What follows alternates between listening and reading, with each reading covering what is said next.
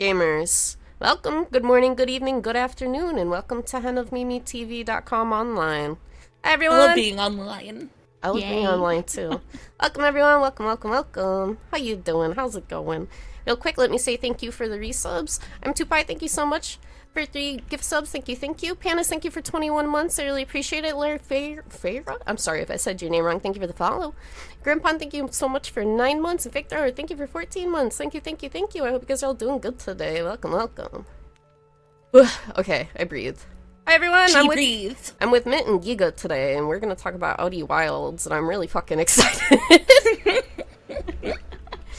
I'll need you guys to talk so we can test the audio levels. Yeah, hi, good morning. Hi, this is my volume. I'm gonna talk like this. Yeah. How's You did it. We did it. Is it okay? How did they sound? Gotta look at those meters. GEEGA is a bit quiet. Okay, I turned GEEGA up. Oh no. Yeah. There you go. Talk again. I'm talking. I'm gonna talk like this. Is that too loud or too quiet now, Oomfies? That's good? Awesome. I'll probably progressively get louder. Like when I start getting like really excited, we talk about something and I go, "Oh yeah, Oh, definitely. Bit loud. projecting." So feel free to like turn me down as I keep talking because it always happens to me. Here. Okay, I put you at 95. Let's try that. She's very powerful right now. Listen, audio balancing is a bitch. It's really fucking hard. It is, and the Everyone sliders has their on own OBS lie opinions. to you. They're not. They do. Nearly correct. Going on, talking to me. Yeah. Okay. We'll mix. If you guys can't hear somebody or it's too loud or the audio is weird, she needs to be compressed. I can't compress my friends into squares. It'd be rude. That's fucked up. Why would you? That's actually so messed up. It's twisted and sick. Why would you do that? It's peaked or be peaked. I guess so. Here, I want to play this song. Audio is your passion. Can you guys hear the game? Not the game. the music in the background? Is that too low too? I'll turn that up too a bit. There we go. Gotta love the soundtrack to this fucking video game. Yeah, I'll have it going the whole time, but if it's too loud, you guys just let me know. Thank you so much for coming to the stream. Hi. Hi. Good morning, Oomfie. Good morning. Good afternoon. Welcome. It feels like morning. It's morning. Yeah, I've been I awake woke for a up while, but 30 I was minutes ago. admittedly lying down, just getting work done from my phone, so I I'm understand. sleepy. I woke up at 11, and then I was like, oh, I gotta bust my ass and get some stuff done first. Outer Wilds. I'm good, dude. I got like 7 hours of sleep. That's like way more than I normally get. Yeah. I mean, That's you went to good. bed around like what, 3 probably? 5. You went to bed at 5? Oh, Yeah. I thought you ended your stream around 2:30. Yeah, I fell asleep at 5. Oh, understandable then. That makes sense. 7 I'm hours. hella Let's good. go. I went to sleep basically right after I got off your stream. I brushed my teeth and I fell asleep immediately. It was fun. Oomfies, I love this game so much. I love it so much. It's Yeah. important to me now. It's too. weird to say that about a video game sometimes, but damn. It is though. It's such a special kind of game.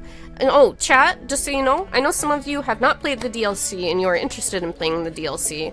So when we start talking about the DLC, I'll give you a big old warning. For now, we'll talk about base game stuff, but we will go into it a little while later. So I just want everyone to know that, so they got a big heads up on what's going on and stuff. But this is a free-for-all. Perfectly reasonable. Yeah. This is a free-for-all, so if you haven't played Outer Wilds, you're interested in playing Outer Wilds, you should fuck off, as nicely as I can put it. But if you want to stick around and talk with us, please do. It'll be a good time. And I've been really looking forward to it because this is one of my favorite games of all time now, and I'm so delighted I got to stream this and share it with everybody. Hell yeah. Dude, I'm so happy you both ended up liking it. Yeah! That made me so fucking happy.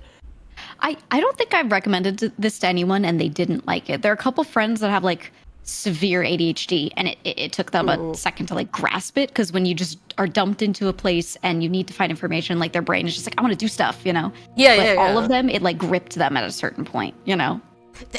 My favorite thing about the game, and this is what I've been telling people when I'm like trying to pitch it to them now. I think it's a game that really rewards curiosity and being inquisitive, and that's why it's such a special game, because you don't have so many games just hold your hands on what to do. They don't try to engage your natural curiosity really in any regard. Sure, in some designs there are, but with this game, the fact the whole design, the game design, is focused around you being curious and you looking for things. I love it. I love it. I love it. I love it. That is my favorite aspect of it. Yep. There's just nothing else like it. There really isn't. Like, nothing has gotten close. No, there are some games that I can recommend to you that have like some similarities, but none of them are like this. You know It's what I one mean? of them Like Tunic, because I've heard that a couple of times. Oh, I bought that game, not actually. Tunic. I was gonna play that soon. It's What on my list. Lookings were you gonna say? I'm really curious. I was gonna honestly. say Obra Dinn and The Witness. Oh, shit! I I gotta play Overdin. I bought I'm Obra Dinn actually on playing it on sale. stream. I've played it before and I'm replaying it, and it's really nice to play fresh, even though like Outer Wilds not playing it fresh wouldn't be the same, because like I'm still gonna remember so much. Yeah, you know But it. Obra Dinn, like there's so many specifics that you need to know to do the gameplay that I played it in 2019 when I first played it. It's been long enough, and now like I do not remember specifics. I just kind of remember stories. So replaying it's been nice, but it is so good. It has a lot of similar elements to the way this game works, but it's still a very different game. So if you like love the like figuring out what happened kind of process, and not in a 'cause weird it's- mystery way, just like straight up, just like environmental way, you would love it. I love deductive reasoning. Because it's like a murder mystery game, right? You find people dead Sort on a of. boat. Like, Yeah, like, yeah. my You're like version an of the appraiser. soundtrack to switch to the end times theme. Yeah, Fucking yeah. freaks me out. Yeah, I just gotta play in order. You're just gonna like it. And I would also recommend for you guys The Witness, though. That's a totally different kind of game. It's the people that made Myst. And I want to it's play Myst. a heavy puzzle game. Oh, you should play Myst. Myst is really I good. want to. I think I'm You like haven't. puzzle pilled now, especially because of Yeah. this game.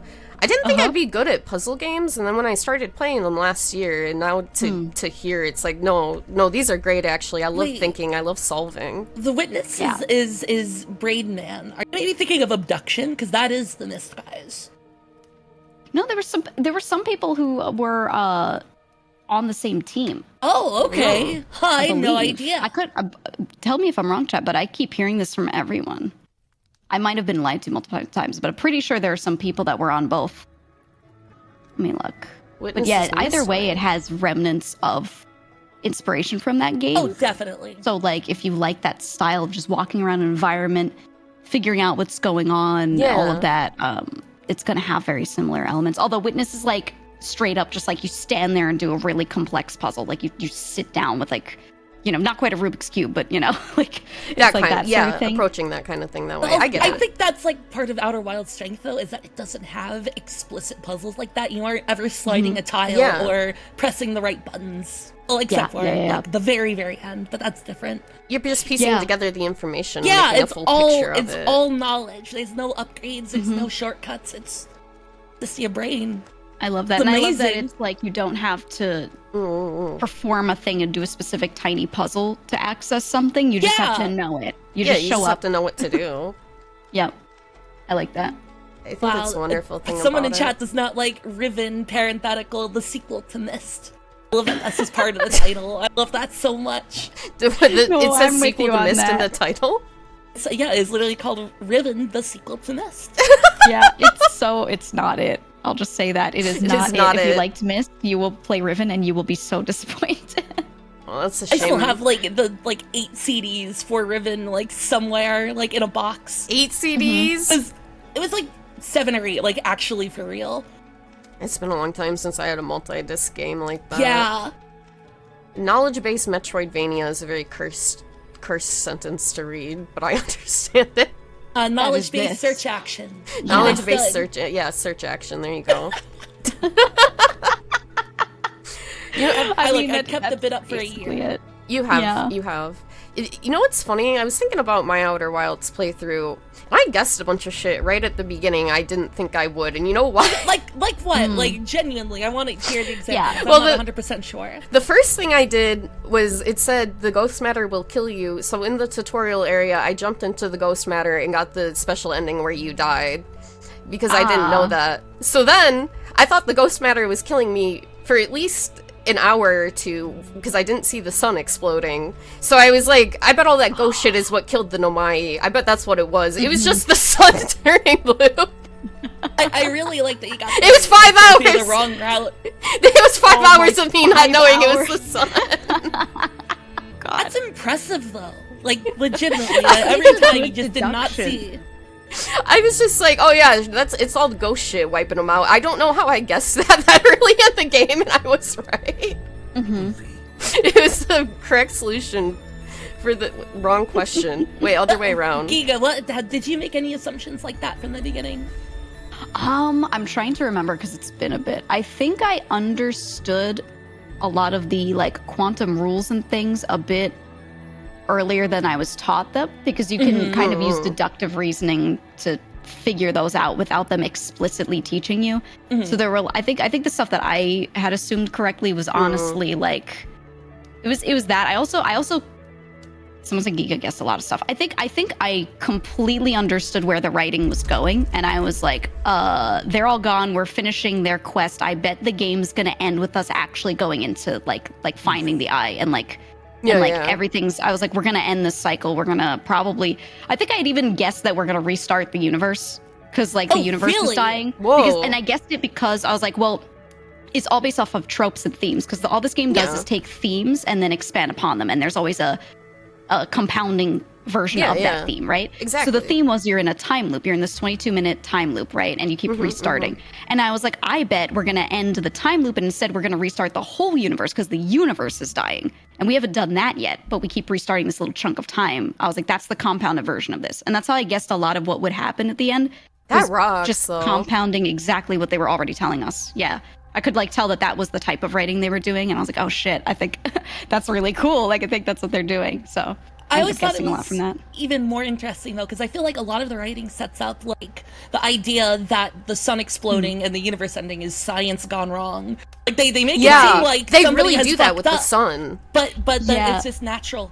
It's just the way it goes, and I feel like that, like, dovetails with the whole mortality thing so fucking well. I love it so much. That's interesting, because someone said in chat, but I noticed the stars blinking out, and that was the thing that I was sort of thinking that, like, oh, maybe this is just natural and supposed to happen, because we read elsewhere that the sun station didn't work. They were like, oh, it didn't work, and we had no proof that it worked, and I was like, huh, okay. And we don't see that anything happen to the sun station. It just gets consumed by the sun and for a while. And then there's several minutes before the sun explodes. It doesn't actually fire. So then I look around and I just see all the stars blinking out. And there's a point where, like, I was checking back through one of my VODs and I see myself doing this and I'm like, oh my God, all of them are dying. And I was like, I think we've just reached the end of the universe. And then I pointed back to, like, at the beginning when you're in the museum and they have a chart of the known universe and they're talking about how everything's expanding out. And I was like, they know this. So we're probably being hinted toward this is actually all naturally just ending. We're just there. And so, like, before I talked to Chert and realized that he starts, like, realizing that the stars are blinking out, Chert. I was like, oh shit, I think this is normal. Yeah, all the little buddies out in space, all of them. Did you guys go through all of his dialogue? Like, did you talk to him throughout a whole, like, loop? Yeah. Oh, yeah, absolutely. I think I did. That's like one of the coolest but, like, worst parts of I gave him in my opinion. I felt so bad. I gave him an existential crisis and I felt awful about it. It's fine, he won't remember it. I know, but I felt so bad about it.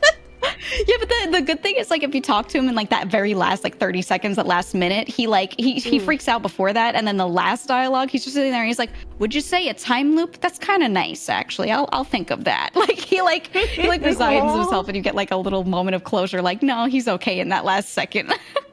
He'll be okay. Like, double checking names so I don't say the wrong ones. Who's the fella on oh shit. On the Ember Twin, right? No, it's an Ember Twin. Ember Twin. Yeah, Chirt's on Ember Twin because he's got the little observatory up there and he's all excited. He's cute. I like that Oomphy.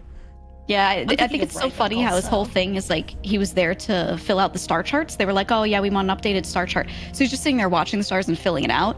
And that's why he's, like, noticing that the stars are starting to go nova.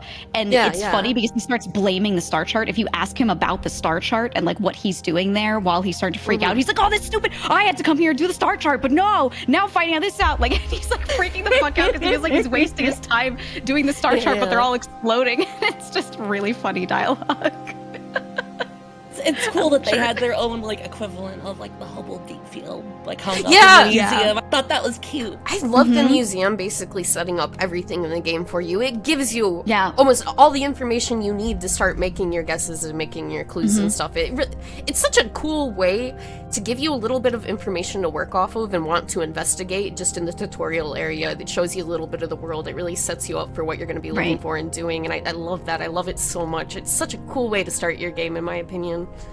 I think it's cool because it's like the Nomai are these people that are so well learned, right? And they know everything, and they're making these scientific advancements, and then you're just some little guys who showed up and observed, right? And your observations are in the museum, and you basically know like a little bit of everything you need to know to figure this out easily. And then the word observed also goes into like observing the eye. You literally just have to observe it. And then the Parthians, your whole thing is you're just observing it all, right? And I thought that was cool that it felt like, I don't know, thematically tied for me.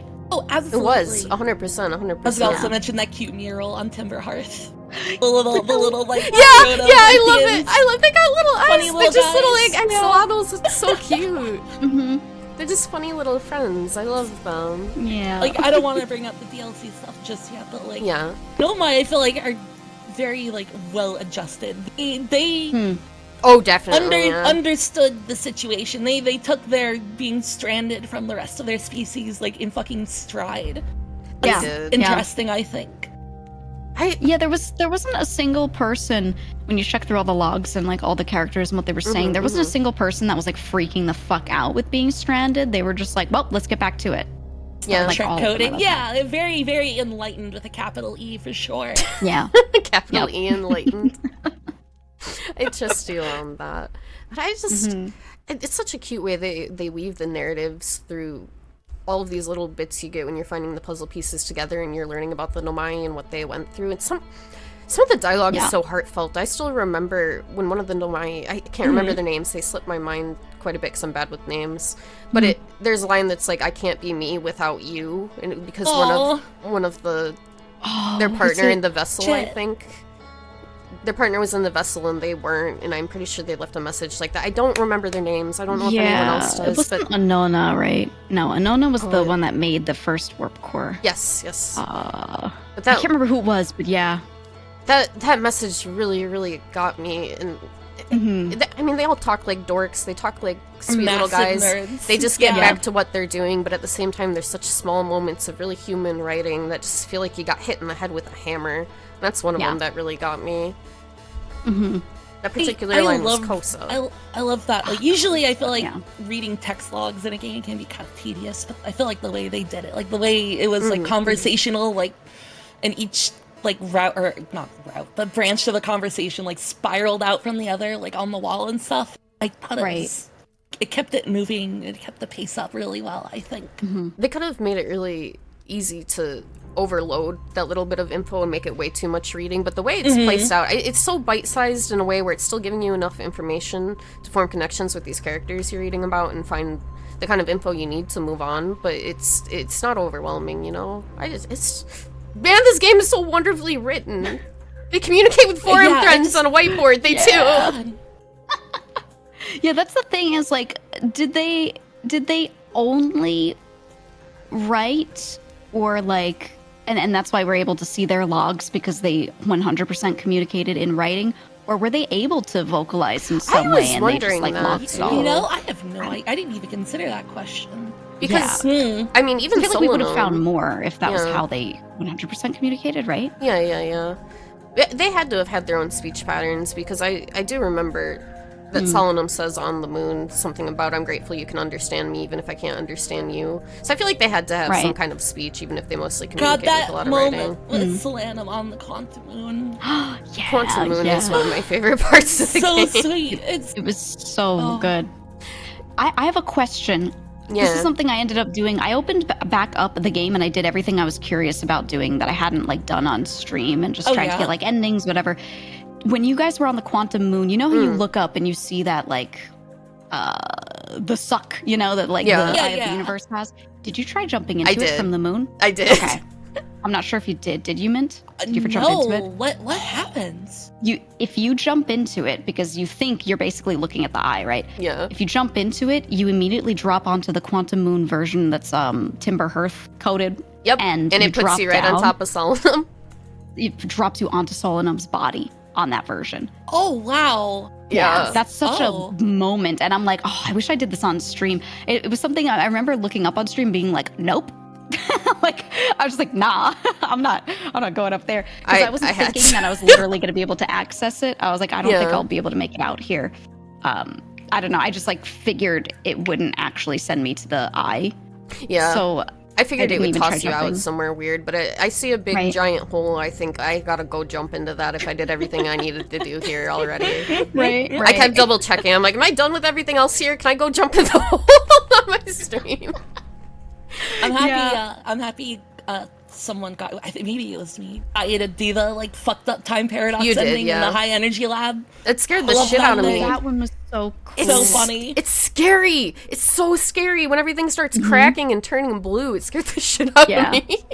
But it's such a neat thing. I had that one so wrong. I figured it out. Like I deduced like, oh, there are two. I didn't think it would make a paradox or anything. I didn't realize that was going to be an ending. I was just like, oh my god, can I duplicate this? Is that going to be fucked up? So I was trying to duplicate it, but I didn't power the lab. I like forgot about that little line where they're like, you can make this happen slower, you know, and extend the time if you power them more. So I was just doing it over and over, trying to like grab the thing out without powering it. So I was like doing it, but not doing it. And then when I finally got it, I was like, oh, yay. And I was just expecting to have duplicated it. And I thought it was going to be like the duplicate signal when you throw your scout into the bramble I thought it was just going to be like that. I was like, oh, cool. Not realizing that it's real duplication and not like just existing in two spaces. So yeah, I was like, oh. The like goofy kazoo version of the theme too. It's really good. It took me out when I heard it. Question, did you guys find the other duplication thing? There's something else similar that you can do. Yeah, you can in Ash Twin, right? You can basically cause a time paradox, right? I didn't do that, but I did read about it. I wanted to do it. I haven't gotten to doing it yet. Yeah. I ended up doing that because off stream I was like just trying to end every cycle in a different spot because I was like, I bet there always seems to be cool things that happen right at the end. So let's see what happens. And I was like, well, I wonder how long I could live or last in the core here because, you know, the core is built out of that ore that's supposed to completely cover you from the nova and everything. And then that lives and then gets sent back in time. So I was like, oh, what if I'm in there? And I remember I was just looking at everything. I was standing near the masks and I was looking so that I could see one of the masks and that core. And I saw it turn into a black hole. And I was like, oh, can I go in? That's so cool. Whoa, really? So then, there's a very momentary, there's a black hole right on, because that's how it's sending it back, right? That core creates a black hole and sends all of that information back in time. And then it gets destroyed in its version of time. So I saw that and I was like, but we can go into black holes. So I go back and I did it, and that was how I found it. And I was like, oh my god. That's so If you haven't done it, you should do it. I'm not gonna just fucking do that. Yeah, I'm not gonna tell you what happens. Like you guys should just go do it. It's the coolest of like the different endings and everything. Oh, I gotta try it. Yeah, that's one I skipped. I want to try landing on the sun station too. I was really bad at doing that though. I want you to go for it. I felt so bad for you. Your first time at Sun Station, you were doing like that crossing between the two halves, and you just I fucking hit debris and I fell into the sun. I watched Basil do it. Basil managed to do it, but he didn't find the right way to get in there. He just landed on there eventually and got himself in, and I was like, bro, I really hope you find the warp because like it would make a lot of things make a lot more sense. I want to still land on it, but my knowledge on orbital dynamics is not strong enough. And I'm going to teach you Kerbal Space Program. You will. Get ready. Teach me Kerbal Space Program, and I'm going to kill so many little green guys on accident. Oh, fuck yeah. They're going to die so much. Jeb is fucking done for. His name is Jeb? There is a Jeb. There's a Jeb. Oh, okay. Love Jebediah Kerman. Jebediah Kerman. Well, I'm trying It'll be fun. Because you haven't played a lot of games that have, like, what is the 6 directions? And it's got Newtonian physics and stuff. So, like, you move forward, you will continue to move unless you act in the opposite direction. I can see that being kind of unintuitive. Yeah, I mean, you had to tell me to use that sort of thing before. You had to tell me to use my up and down thrusters like 20 or 30 hours into the game. It's understandable. Like, you could definitely do 6 degrees of freedom. Yeah, like Descent and Descent 2. Those games are pretty okay. That makes sense. It's interesting to see somebody who doesn't have I'm assuming you haven't played a shitload of boring space games like I have. I've seen it. I think this is technically my first space game. I think it is, yeah. I've never played another space game. Well, shit. Okay. This is the first time a chicken has went to space. Todd, no, I'm not gonna fucking get tricked by Starfield. T-Salzy. I don't think Todd has played Outer Wilds either. No, if they won't have anybody even 1% as competent as the Outer Wilds writers working on that thing. Sorry, Bethesda. I was so impressed with how small the actual team was for Outer Wilds. Yeah, I mean, it started as a student project. It did. You know what's funny? I found out that a good friend of mine who I've known a really long time actually played the student build of it in a hotel room in 2015 because their friend was one of the judges on the student game award stuff. So he's like, this game is really cool and special, and brought it back to their hotel room to play it. And I saw it's so funny, I saw his name in the credits when it was showing all the backers for the original parter, and I was like, that's my friend! And I was soy jacking at my screen. And so I messaged him about it, and he told me that, and I was like, whoa! He was saying that's cool as hell. It was really interesting because all of the bones and the structure were there for the actual game. It was just the graphics were a bit more polished and better looking. I thought that was so sick. It was really interesting to hear. I linked you some footage of the game from 2012 too. That was even older, and it's the midterm presentation at whatever. Where did it's USC, isn't it? Yeah, fucking USC. Here, I can put it on the screen. It's incredible what some good art direction and writing does to a game because there's so many. I feel like there's so many devs. There's so many devs that can do pretty cool stuff with game mechanics, but oftentimes the people that are best at that stuff, they are not the ones for the other parts, the creative parts that are, writing and art based. Yeah. I'm getting the video on the screen, but I gotta crop this stuff. That's so cool to see. There we go. I'm really interested in the other stuff the writer has done. It really does seem like their one credit is Outer Wilds, which is crazy to me. I think she does. It was the original game designer's sister, I think, was the writer, if I'm remembering right. Something like that. I remember watching an interview with her and one of the, or was it writing that I read something that she'd written about it, but either way, she was interviewed and she was talking about the biggest thing for her was trying to condense everything, trying to make these people speak in the way they would speak, which if they're big scientists like this, they probably just give you the needed bullet points and give you the most efficient words possible. But then also it makes it so that it's not so reading heavy because they didn't want the writing was going to be great and it was going to be very nerdy. And they were we don't want you to have to read through a ton of this. We want you to read 5 sentences of this and be like, wow, that's so compacted and I get it, breaking in the vignettes was the smartest thing they could have done by so much. Also, I was thinking about those text logs. It's good they aren't fucking BioShock System Shock text logs where it's I'm about to die, here's the door password or whatever. They're just conversation. It built out these cute little nerdy ass guys. Yeah. They are just little nerdy ass guys. They're so fucking nerdy. I like it because there's not a lot of there are a lot of really serious moments where you figure out what happened, where it gets very sad or tragic. But a lot of the writing is not focused on that, and I'm glad because I hate when games are just tragedy fests. You know? It's not. It's not. It's a game that, while it's dealing with really heavy topics, really realistic kind of pain they're experiencing, especially the Nomai, they kind of are survivors. They just keep pushing forward, and they don't dwell on it. Another detail I really like is they don't frame science as something that is destructive.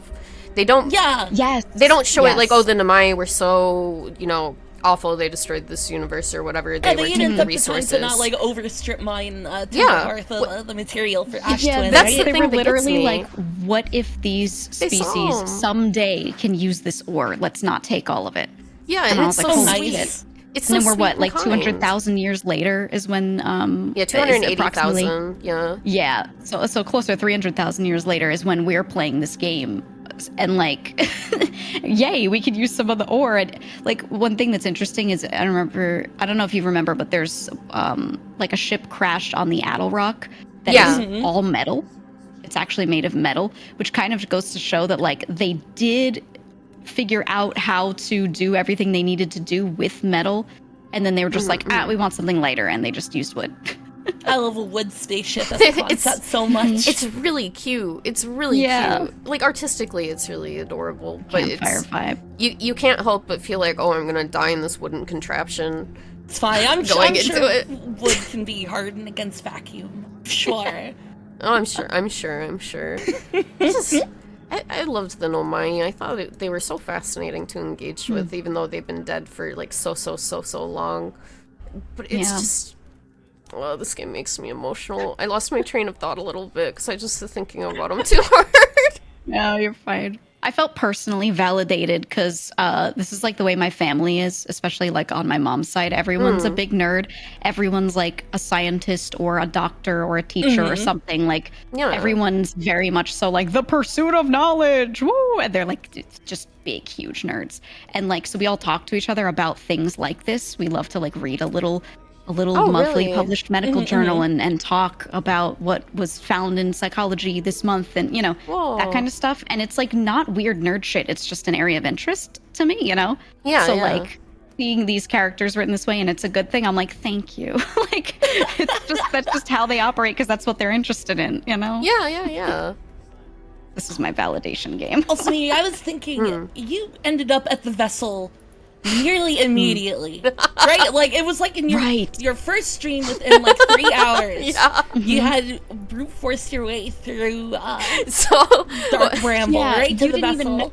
I didn't know it was there. Insane. And went. I saw fish. I was afraid of fish. I realized the fish were the lights. I went somewhere that didn't have the lights, but had an opening. I'm like, oh shit, I can go in here. And then I found the vessel at the beginning of the game. But what was weirder, apparently, is that I memorized it visually, because I didn't realize until towards the end of the game I was supposed to be using the signal scope to navigate Dark Bramble. I just figured out, you get to the row of the eggs, you look up, and there's a tree branch, there's a bramble branch, and you just go to that, and then it's right behind it, and that's how I got there every time. I didn't use the signal scope at all. That's how I know it now. Way to brute force it. I just memorized it. It took me quite a while to get how to find the vessel because I had apparently encountered a bug, and I could not get distress beacon signal 3 to be on my signal scope, so I couldn't actually use that. So I totally like understood how I was supposed to find it, but for whatever reason, and some viewer was like, hey, I don't want a back seat, and they even messaged the mods, so the mod could pass along, but they're like, I fully believe she actually encountered this one bug where like sometimes you can't get that distress beacon like on your signal scopes, you can't even find it in there. And they were like, you just have to close and reopen the game. So the next stream I was able to do it, and I was like, oh, thank God someone told me, because otherwise I would have like just a bug. Yeah. So I was like, huh, interesting. But yeah, I was never able to find that for like that whole stream where I was like trying to do the bramble. And I had my favorite thing about that set of streams was I had this one chatter that found me because I was playing Outer Wilds, and he loves Outer Wilds. He showed up and he was interested in the game, but he didn't know what was going on. He wanted to watch a playthrough of it. And so he jumps in and I'm like doing some stuff, and then within an hour of him showing up, I'm in the bramble, and he hated the bramble. And then every stream that I did of that game, he would show up and be like, hey guys, just got here, and it would always be when I got back to the bramble every time, and he'd be like, oh, for fuck's sake. Poor guy. Yeah, he became like this one character in my mind. Like, I just remember that because every time I played that game on stream, this dude would show up when I was in the bramble, and he'd be so upset. Oops, all bramble. Oops, all bramble. I felt so bad. I was like, oh, I'm sorry, guy. I'm sorry. It's so interesting to me. I never tried to go into the bramble without my ship. Maybe once I think I tried it, but I've seen, watching other people, I see them get out of their ship to go into Dark Bramble. Whoa, what? Yeah! I watched Basil do it. I saw Bodega do it, I think, for a little bit, too. Every planet you get on the planet, right? So I landed on, like, the vines near the middle, and I got out, and I was like, is this the planet? Yeah. I would be... Yeah, because you're just going to run out of oxygen and fuel if you go in there without your ship and you're trying to navigate around, but it's it's very funny to see people do it. Yeah, getting it twisted in the bramble. Oh, yeah. I thought the bramble was such an... Go in the bramble. Move around. 100 emoji. You will rebuild your fucking life. I thought I don't know if I got enough explanation for how the Bramble's like space-time works, but I thought it was so cool. Did they really go much into how the Bramble seems to be invasive? Oh, the invasive part, I think so. I mean, you got the like frozen chunk on the shit. rock, Giant, right? yeah, and Giant Steep also. Like Yeah. the island with the frozen octopus. Yeah, Squid. the lore there Oh my is God, basically jellyfish. like jellyfish. Yeah, the lore is basically that it was like a frozen watery planet that had some. That's assuming how the anglerfish and the jellyfish existed over there. Yeah. Or in this solar system. So then a bramble seed somehow shows up next to that fifth planet, breaks it apart, and then it hails some of its ice out. So that's why that huge crater on the Addle Rock with all the ice in it is there. Oh. I thought those were ghost matter shards at first, and I was like, holy shit, they're huge, and then realized later it was bramble ice. And then, same thing. It was in a few other places, and that's why you have that that really cool jellyfish moment where you get to go into the test one, and you find like he's like, oh, you could be safe in the jellyfish and everything with this little note. That's so funny because I figured that out before I found those hints, but I didn't go far enough into the jellyfish when I got electrocuted. And I was like, okay, this isn't the right way to do it. Because I saw they were going in, and I'm like, okay, you just got to go inside it probably. Right. I think I tried to go into it with my ship too, though. I remember that in it. Yeah, I fucked it up a lot. Shut it down. Yeah, I fucked my ship up immediately. But then when I went and found the note and I just realized I had to go up in there without my suit, I was like, oh, okay. Yeah. Giant It's Steep very is scary. scary. Oh, that going to the center of Giant Steep is like the one part I just don't want to do again. Yeah, like It's pitch black and you're underwater and it's like storming, right? There's the electrical discharges going on. So it's like thunder, lightning-y. And there's some coral, but you'll never know what it looks like because it's so fucking dark. close your eyes. Yeah. I hated that I would get launched into the sky by the cyclones. It scared me every single time. Shit, though. It's so cool. I fucking liked cool. the surface. I thought the surface of the planet was still kind of nice. The cyclones were cool. It was just, it was the center of Giant Steep. I was like, all right, I'm not going back there ever. Oh, that's a good question. Was the game taking place in a kind of miniature galaxy ever addressing? No, I'm kind of happy they didn't.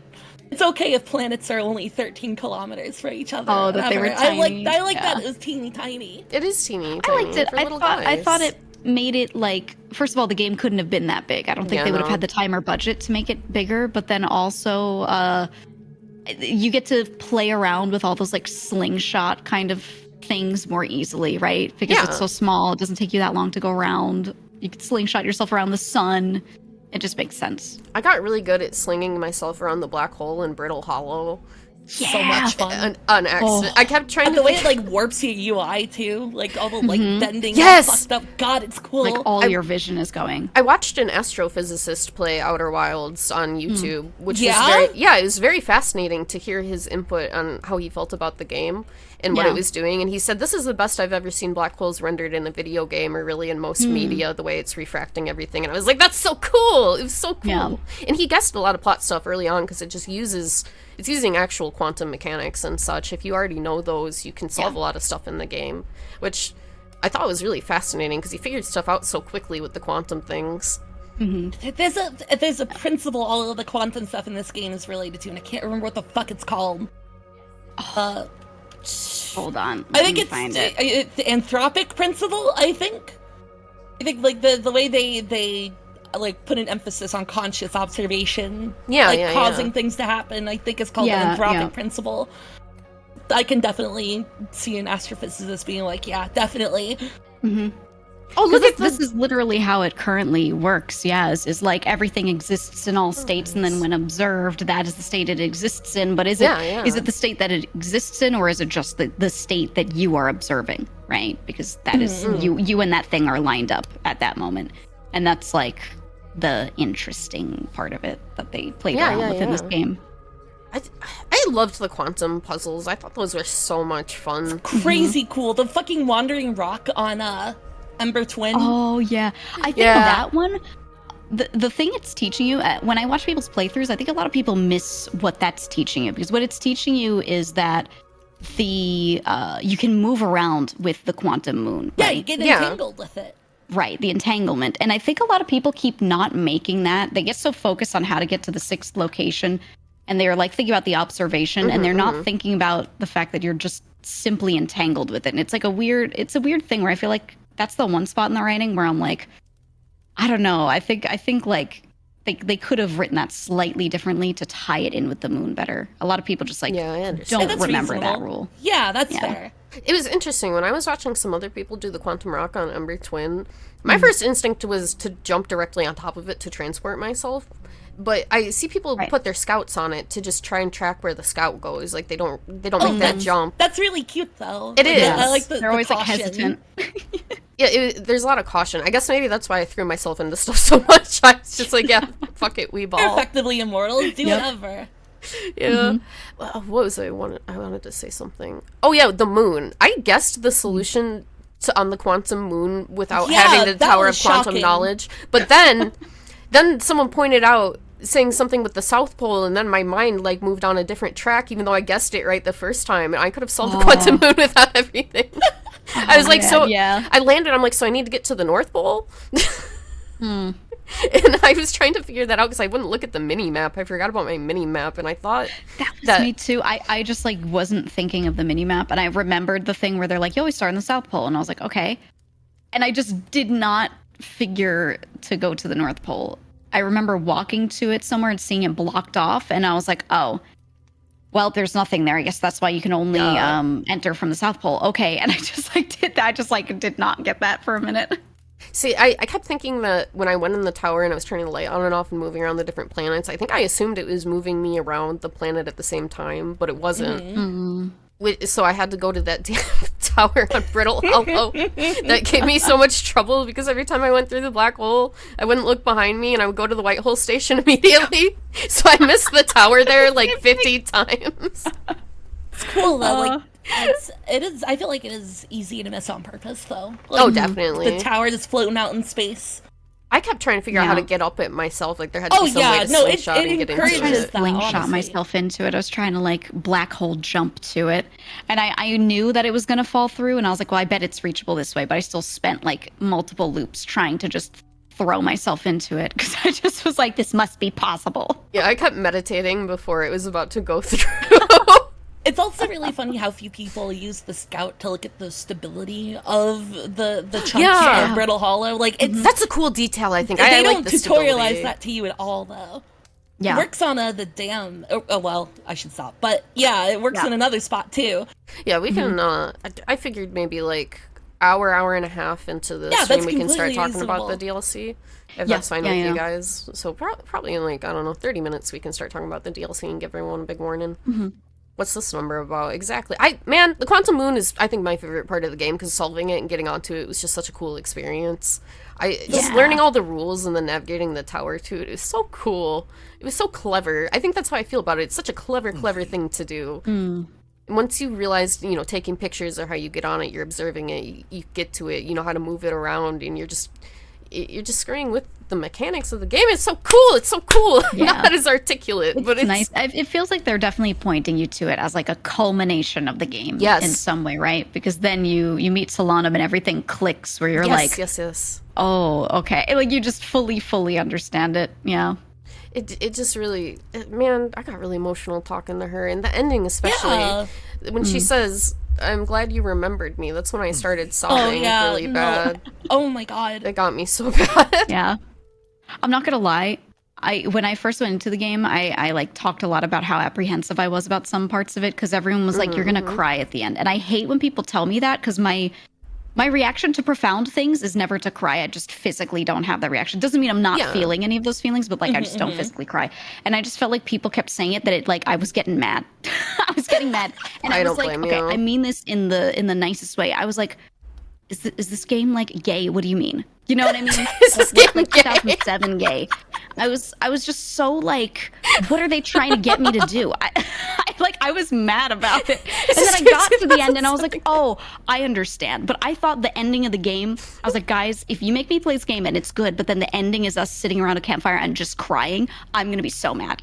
I'm going to be so mad. And then no, there was other stuff going on too. And I was like, okay, I like this. But I just remember, like, I had, like, this small amount of animosity that I was holding on to, and I was looking for a reason to let it go. I was like, I hope this game is written in a way where I don't get mad at it, because everyone's like, you're gonna cry at the end of the friendship. And I was like, oh, no. I hate when people tell me, like, they give you over expectations for something, and I think with Outer Wilds, that kind of ending, I was scared starting it. I'm like, well, Mint, everybody says they love this game so much, it really touched them, it made them cry. And so I was really afraid I was going to have that kind of experience, like, oh, what if it doesn't hit with me? What if it doesn't make me emotional? Right.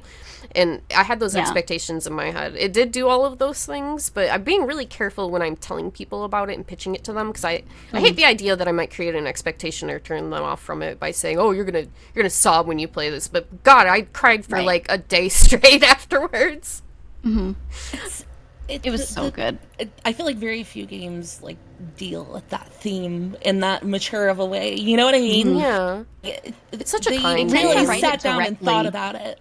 Right. Yeah. Like this game lets you experience it so you can feel those emotions, whereas other games literally write it for you, or they have another character portrayed dealing with it a specific way, so you feel like you have to deal with it that same exact way, which is like, you know, it's just very like spoon-fed to you, but this one was just like, no, here you go, react to it, you know? Although I will argue, there are things about the way the ending was done that I actually don't like at all. Oh, really? yeah? What is Go it? on. I would love to hear it. So you're doing all the quantum stuff, you're gathering everyone together. That was cool. That sequence was fine. When the campfire smoke starts turning into the endless possibilities, then you go into it and you see the Big Bang. Something about that part visually, I just didn't like. It is a bit odd. Like you have to like jump into it.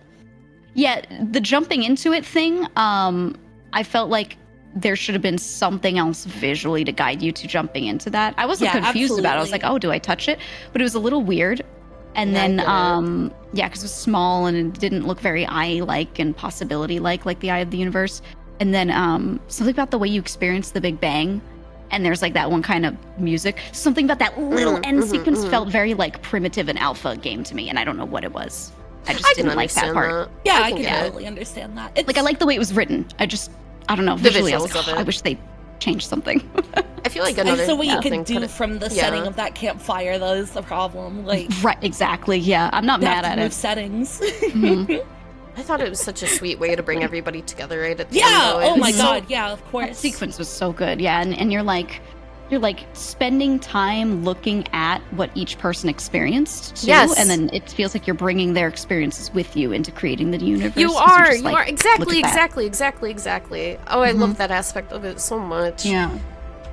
I want to talk about the DLC, but I feel like we should give it a little bit because I want to talk about the ending portion in the DLC. We could do some of the questions if they don't. Oh yeah, that is we that's could pull a great some of idea. those, so we can like keep ourselves from accidentally talking about wandering over there. Yeah, here, let me open them up. Thank you guys, everyone who sent something too. It was it was fun to look through, and I'm enjoying the fact that I could engage you guys that way because you sent some really good questions. So and also a Simpsons bit. The Simpsons bit. Okay, done. Google Forms. I know I sent you guys the pictures, but I'll just open it up on my PC. Okay. Yeah. Alrighty. If there's one you guys want to bring up, because I sent all the pictures too, feel free if there's a particular one that pops out at you. This one's a DLC question. What is the craziest or most memorable moment in your guys' playthroughs? Can be base game or DLC. That's a good question. God, it's been a while since you two played this a lot more recently than I did. Yeah. Even That's so, fair. it's been a bit. I think my favorite moment, or the one that was like the biggest, just felt the biggest for me, was when you're in the sun station and you're reading all of the readings that the sun station is actively taking in, and that clues you into the sun reaching the end of its natural life cycle.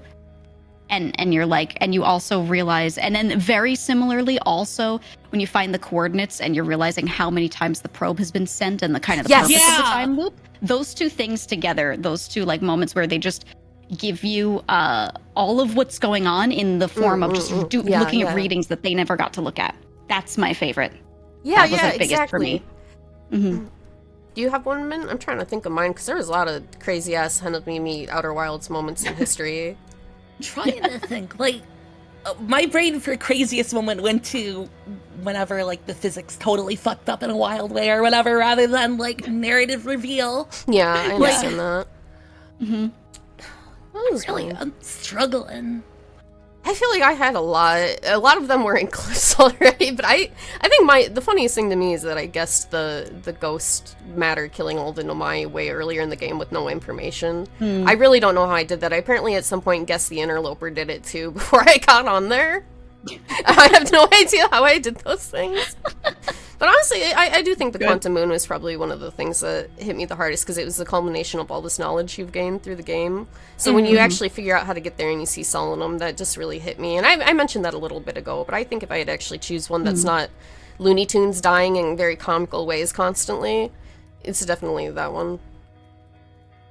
I'm trying so hard. Did you think the Quantum Moon, you were like at endgame when you were there? I did think it was the end of the game. I was like, oh, I solved it, I can get on the moon, and then when you realize that's just information. Right. What was your feeling when you got off the Quantum Moon and realized that you just found information and that was it?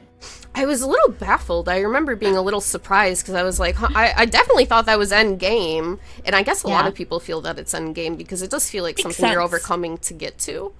But then I was like, oh god, what do I do now? What do I have to look for? It is a red herring, I think, but it's an effective red herring, because you still get so much cool information by going there. I think the game is like, I feel like red herrings may be a little harsh of a description. But yeah, like, they breadcrumb you in really interesting ways, I think. Oh yeah, this happened to me one time with the black hole in the knowledge tower. I got sucked into the black hole while I was close enough to my ship, but my ship had been smashed to pieces. You know how it automatically makes you sit down if you're in your ship? Well, at least if you get transported instantly with your ship and it's broken and you sit down, your helmet goes off and then you suffocate and die. So my tower had just went through the station with me in the ship, and I could have gotten it, and I just died. I suffocated and died because my ship was broken. Oh god. I didn't think of that. I didn't even think of that possibility. Oh my god. My ship was fine, but the hatch was open. It could do that? Oh, huh. Yeah, wait, what? It can? Apparently, it can do that. Huh. I teleported in there, I see. I had a lot of Looney Tunes death. I got, like, a death compilation video, and it was really funny. I ported into the ship without using the entrance. Oh, so it stayed open.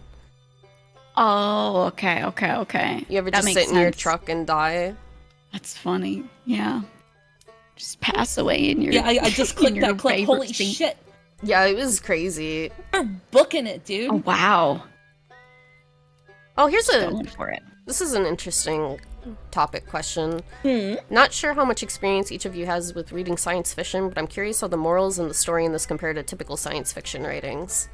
I don't have a ton of a science fiction reading background, so I was actually interested to hear your guys' opinions on that one. Because I'm not science fiction. Yeah, no, me too. Hit me with it. I want to hear. Go for a mint. See, I feel like it is fluffy and warm in a way a lot of sci-fi isn't. Yeah. You know what I mean? Like, it is Yes, cottagecore sci-fi, which is kind of a rare thing in of itself. But like, I feel like a lot of sci-fi is just retelling the same story or the same theme, but with like different set dressing, I guess. It feels a little... I get it. It feels like a negative thing to say, but it really is. Sci-fi is just, Yeah. Figuring out the problems of today, projected onto a different world, right? That's exactly it. And, let me think. I'm trying to think of, like, any book that I've read that's like, close to it theme-wise. Oh, here, I'll put the questions we're talking about on screen. Have you read, the Mars series about terraforming red, blue, green? Yeah, Tell me about Kim it. Stanley Robinson. I fucking love that guy. I was there. It's not that similar, but there's some similarities, at least in that series, where it's like people positively trying to change things, trying to do better, and just it's very dense because it's just all sciencey, kind of the way the writing in Outer Wilds is. But you feel very interested in how they're going to do it and how it's going to play out. Yeah, right? the books attempt to be a social history, which is rare when it comes to sci-fi. I think like is the focus on the people and what they're feeling, what they're thinking, rather than just like broad historical strokes. Yeah. That makes sense. Yeah, I think for me, I love sci-fi. But a lot of a lot of sci-fi is one of a few things. Either one, it's some dude's like circle jerk about how he and his friends would be so much cooler and smarter than everyone else. Yes. And it's like space cowboys and we're so cool and smart. Or in a similar vein, there's some character that's not as smart as all of the scientists making all the space shit happen in that sci-fi novel, but he still is the savior. Right? And that's like, this happens all the time in other fiction too, but sci-fi always takes these characters that would never be in these situations because they just like do not have the knowledge to pilot that thing. They do not know how terraforming works. And they're like, actually, he terraformed it though. You know, it's like, there's a lot of that in sci-fi. And thankfully, I find that this game keeps you like right where you're supposed to be. You know what I mean? You're discovering a lot of crazy shit. But it's just because you have a translator and you can put stuff together, right? Just a funny little guy. Just a funny little guy. It's way more which relatable. is more interesting than being like a capital H hero, you know? Yes. And I like that because that and then a lot of sci-fi is about like horrible horror and space things trying to eat and kill you, whereas this game the thing is that like the anglerfish, for example, they're trying to eat you because you're food. And that's it's just nature. It's just nature. Right. Yeah, so it's like horrifying, but that's it. And then there's a bit of horror, but like it's more tragedy. And then a lot of standard sci-fi is like there is an alien race hell-bent on eating you personally, hates humans, gonna kill you. You know, and it's very like direct. And I'm like, that could be good too, but like, you know, why can't it just be like things eating each other because they're eating each other because they're food? Like, you know what I mean? Just I feel like the game traffics a lot in.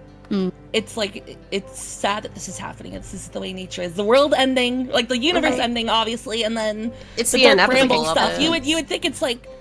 I feel like a lot of the early Dark Bramble stuff, it feels like you might figure out, oh, it's evil, it's a malevolent force or whatever, but it's just another force of nature. It's just like getting mad at like a hurricane or something. It's just something that happens. Right. And And I that's always like a thought that was big interesting. theme, right? It's like it's just happening and you have to accept it. There's there's no defiance. Anything you do in this game that's trying to defy nature literally just does nothing. Right. Yeah, especially I think one of my favorite moments where you realize something's a little different is exactly when you learn that their project with the sun station was a failure, because you really think that the Maya are somehow responsible for causing the sun to supernova and such, but then when you realize no, that didn't happen. It's just been a really long time and our sun has naturally moved to the end of its life cycle, and the only reason, you know, all of the programs start is because it's sensing all that energy from the sun and it's starting the process of the time loop and stuff. It's just it's so cool. It's so cool. Yeah. It's like top Outer Wilds moments. Figuring out the sun is dying naturally. It is. Okay, what else do we got here? I think it's a really kind game, and that's. I mean, definitely. I've interacted with science fiction. Maybe I haven't read much, but you know, I'm like. I like anime, I like movies, I've seen a decent amount of that kind of thing, and it really is set apart by the fact it's such a kind piece of media. It's gentle in a way a lot of narratives aren't. You don't get that. You don't get it is that gentle. In basically anything. I feel like we kind of talked about this a little bit, but this question is, what conclusions or morals do you draw from the story of Outer Wilds? And it's okay if things end. So it's normal if things end. It's okay and normal, and trying to fight back against it kind of fucks you up. Yeah. I guess that's also part of the DLC also. Yeah, the inevitability of everything. Right. It's fine. I like the everything is cyclical kind of theme. Yeah. I like that just everything, even everything down to like, not only are we gonna do cyclical themes for story in every possible way we can, but also like everything is literally round and spherical. Yeah, everything. It was interesting with the documentary. Yeah, when they were talking about the way they designed the game, everything is a sphere, and that was a challenge with the game designer. I remember they mentioned that, and you're technically the center of the game's universe, and everything is a sphere around you. I thought it revolves around you, and then when you get to the end, the place is made in every way around your memory. Yeah, exactly. Yeah. Just everything is so well considered, like top to bottom. It is. Everybody working on that game, like am. They cared about it. They love games as a genre, and that's how I feel when I played this game. They love what you can do with a video game, and they use the medium of video games to tell a really beautiful story. Absolutely. There are so few video games that actually structure their narrative in a way that takes advantage of video games as a medium. And Exactly. Outer Wilds is definitely one of them. You couldn't really do that story in that way, like in a movie or a book. And that's really cool on its own, I think. A ton of our questions are DLC questions. Well, here's one. The DLC is kind of A good incredible. number, yeah. Yeah, there's a lot to chew on with it. Someone said there's a feeling of nostalgia I get from Outer Wilds. I'm not sure what it's actually for. Did any of you get that feeling? Yeah, it's supposed to make you feel homey and safe, I feel like. It's the music and like the sound design and the specifically, I think the main thing is you feel safe in your little ship, and then you're exploring a place that does not feel safe when you first get there, right? And you're first in space, you have no idea what anything is, but at least you're in your little ship. Yeah, you have. And then that as you home. visit each planet, you gain familiarity for it. And like anything like that, anything with those sorts of themes, you're gonna feel like so incredibly safe every time you're in your ship, more than ever before. And I think that just like purposefully builds that nostalgia. Yeah, for me, it's like I grew up camping a lot with my family, and I lived by the woods and stuff. So even just the initial setting with the campfire and the marshmallows, it just elicited such a warm and strong comfort in me to start out this game, and it kind of carried over into everything. It is homey. It is. You always end up back home in every loop, and even. How do I want to word this? I feel so inarticulate today. Maybe it's because you're both so well spoken about everything, and I'm just like, yeah, that's cool, yay. Because I'm trying to form my thoughts in my brain. I feel brain dead right now. You're fine, don't worry. But it's just legitimately, it's so comfortable. I think the kindness is why it makes it feel so nostalgic for me. It's really what it is. It's a kind and curious game, and that's why I like it so much. It really did hit that nostalgia button for me too in a different way. I was gonna almost call it false nostalgia, but I don't think that's particularly fair to Outer Wilds, because usually that implies like maliciousness. But it's not. You do genuinely become nostalgic for the game, but it's absolutely built up for you in the beginning. Exactly. There's like locations I really miss quite a bit. What are your guys' favorite planet, actually? What was your favorite to explore?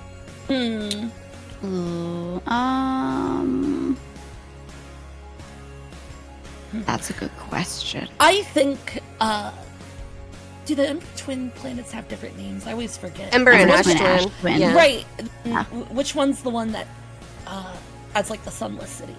That's Ember. That's Ember. Yeah. That's Ember Twin. I think I liked Ember Twin. Even if being stuck in a cave while it fills with sand, Scary. The death sound is one of the worst The sounds crunching. like, ever The recorded. crunch. Yeah. Yeah. I really, really like that area. Like, because it was less of like a living hell and like the hanging city. I feel like they were really fucked up on Brittle Hollow. They were fucking They were more comfortable and safe on Ember Twin, and there's just like a lot more. It felt more like a home rather than like an outpost. So it was more fun to explore, I think. Like, you even have like the little bit about the anglerfish cave and kids playing around in it and stuff. I don't think there's anything like that on Brittle Hollow. They had the easiest time existing down there versus the people in Brittle Hollow were fucked up. The other escape pod didn't even make it, so it's like that was the one settlement where you actually got to see them like get to do shit. When you're like fucking going through Dark Bramble and like there's like that cluster of dead nomai and they're hugging. Oh, it's so sad. Oh my god, so sad. the three of them together and like when you go around the back, When I noticed that two of them were hugging, it just destroyed me. My favorite planet to explore actually was Brittle Hollow, though. I really liked going through Brittle Hollow, even though it was probably the most confusing in terms of puzzles. There was so much to do on it, and I thought it was visually really pretty, even though it was terrifying that the planet is falling on you and going to crush you. It's just the black hole being at the center, everything falling with the crust, the way they had their cities like hung up and stuff. I thought it was really cool. It's a nightmare to navigate, but it was my favorite, I think. Yeah. No, I definitely enjoyed it so much. I liked Brittle Hollow. Timberhearth was my favorite, straight up, just because it was pretty. I like foresty vibes and everything. It was just a little earth, and I was like, yeah, this is great. I liked the characters that were on it, even though you like don't really have too much reason to go back and talk to them. I was just like, yeah, I like this planet, and I wish they added more reason to go back and like more changing things on Timberhearth. That's my only regret with that game is like, I feel like you basically just every loop you get in your ship and you leave and you don't talk to anyone after like that first time getting through everything. So I kind of totally. Yeah, I wish as you discovered stuff there was more dialogue, like how on the second loop ever, you know, the dude at the campfires, like you could talk to him and be like, "Are you where we're in a time loop?" You know, like do that whole thing. Yeah, I wish there was something more progressive that you would get in like the museum or something, like dialogue would change, or you know, you discover these things in Giant Steep, you could go talk to someone about it. Like just a little more flavor would have been good. The way like the museum is at the end is so nice too. Like, I loved like, that. Everything's between the past tense and like the anglerfish will not be missed. Yeah, oh poor anglerfish. They're just guys. They're living there, doing their best. The way all of the flavor text changed on the museum at the end of the game was really just. I don't know if I've ever felt so impacted by an ending of a game in this way. I've definitely been impacted by video games and their ends, but there's just something so special about this game and how you take a journey through it. It is about the journey. Exactly. Yeah. Oh, I think maybe that was sort of the thing that gave me like what I wanted was I was hoping for more changing stuff on Timberhearth, but then putting that at the end in the museum was kind of what I wanted, so it's still good. Did it take you guys a while to figure out that you could explore on Timberhearth, like underground in the geysers and stuff? I kind of fell into it. I did that like first. What I did was I explored a lot of Timberhearth at first, doing a lot of stuff. I went into the Zero G caves and I did like all the main cave stuff without going through like the extra waterways. And then I went to the Addle Rock and then died in my ship, so I didn't see the sun explode. I died in my ship and I was just like, what the hell was that? And then woke up. And then immediately I was just like, well, let me check the rest of Timberhearth. And I went into the waterways and like found all the stuff underground and everything. I was like, oh, interesting. So that was like my first. The geysers are really cool. Just like hopping into them and getting like dragged along and stuff. I got killed by gravity so much. You know, fucking the Interloper is actually really cool. I think the way like the ice melts as it reaches its perihelion. Is the word right? Is that the right word? Closest to the sun. I would believe you if you told me it was. And I don't remember, did that stuff in the core that had the ghost matter, did that crack and open because they were in it while it was near the sun and it just happened to finally get close enough to the sun because it was its first time? I think so, yeah. Is that why? It was the second they went in. I don't think it's because they touched it. I think it is probably because it opened up when they got near the sun with the way it melted. Yeah, because I think the writing, they were like, oh, when they were it's like it was under high pressure. Yeah, something like that. But I think it was the first time it had ever gotten close to the sun because there was like other writing when they found out that the sun station did not work and could not blow up the sun. Like, what do we do now? And they were like, oh, you should go check out this thing that just entered our, there's a new comet. New comet just dropped. And so it was the first time, but I wasn't sure. But I guess it was because it was the first time it got near the sun. And like Poke was one of the ones who was very upset about the sun station not working. And then they went to the Interloper and they were one of the ones that like, I think they were the one that was crawling out. Like, Kai was like, oh, run away. And they were like, okay. And you find their body like literally like 10 feet away or something. They have to warn everybody is what I think that message said. Right. And then it's just like dead right there. Couldn't even get the opportunity to tell everyone. They really were stoked for that comment. Like at the very least, they're like, a new scientific endeavor. Hooray. Haha, yay. And so on. Yeah. And then something to focus on. And everyone died. They yayed their last time. Yay. I mean, it's cool that at least someone got to see it because even if they hadn't gone in there, it would have exploded anyway if it was like from the sun, right? Yeah, they wouldn't have known. And they at least left that information for others. But, I did think it was interesting that Omayan got wiped out, but then our Umfi race seemed to live through it. Yeah, I think it was because he lived in the caves. I think they implied they were like... Oh, because they were in the caves. It wasn't just that, it was water specifically. Anything... Like, because there is no ghost matter underwater. It doesn't pass through water, and you were living in the rivers at the time because they found you like underground and in the waterways, and there are rivers on the surface as well, right? And then the only other things living are those jellyfish and the anglerfish. So it is all the water. Yeah, I didn't click that together entirely. Neat. Yeah. Yeah, that was a bit that I kind of figured out, but it wasn't expressly like written anywhere. But I was like, oh, Yeah, that's it's the cool. detail Like only clues. aquatic Yeah, stuff. yeah. Hmm. That makes some more sense. Yeah. I like this question that we got to, or it's more just talking about it. They normally dislike games with time limits, but this game really changed that up. The way the knowledge you gain as a player as a whole experience was so good to me. Even if I messed up, I always felt one step closer to something, and it always felt good. And I'm the same way. If I knew this game had time loops, I think I would have been a lot less interested in it. I didn't know anything. When I booted this up, I didn't look at anything about it. I didn't know what the game even looked like. Mint told me to buy it. Don't look anything up. I just purchased it on Steam. I didn't read a summary. I just opened the damn game. So I didn't know anything at all. I'm surprised you managed to not learn that there's a time loop like before actually playing it. That's really surprising. I had no idea. I didn't either. I think if you give people the right instructions and you make sure the mod team knows too, like to delete anything, then like it's good.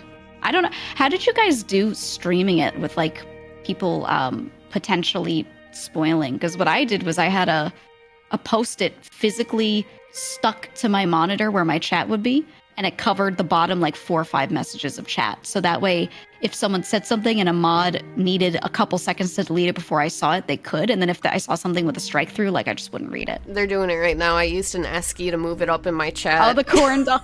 I had them corn dog it. And it was really useful, honestly. That's good. Because then my mod would have a second to react. Because I'm a reactive streamer. I usually read my chat pretty quickly, so I see spoilers immediately. So it was basically chat holding the line for me by corn dogging it up. And I was really appreciative because there's pretty much no spoilers. We had one person kind of mention something at one point, but it's so inconsequential. I don't even know exactly what it was anymore. I think I just banned them for it.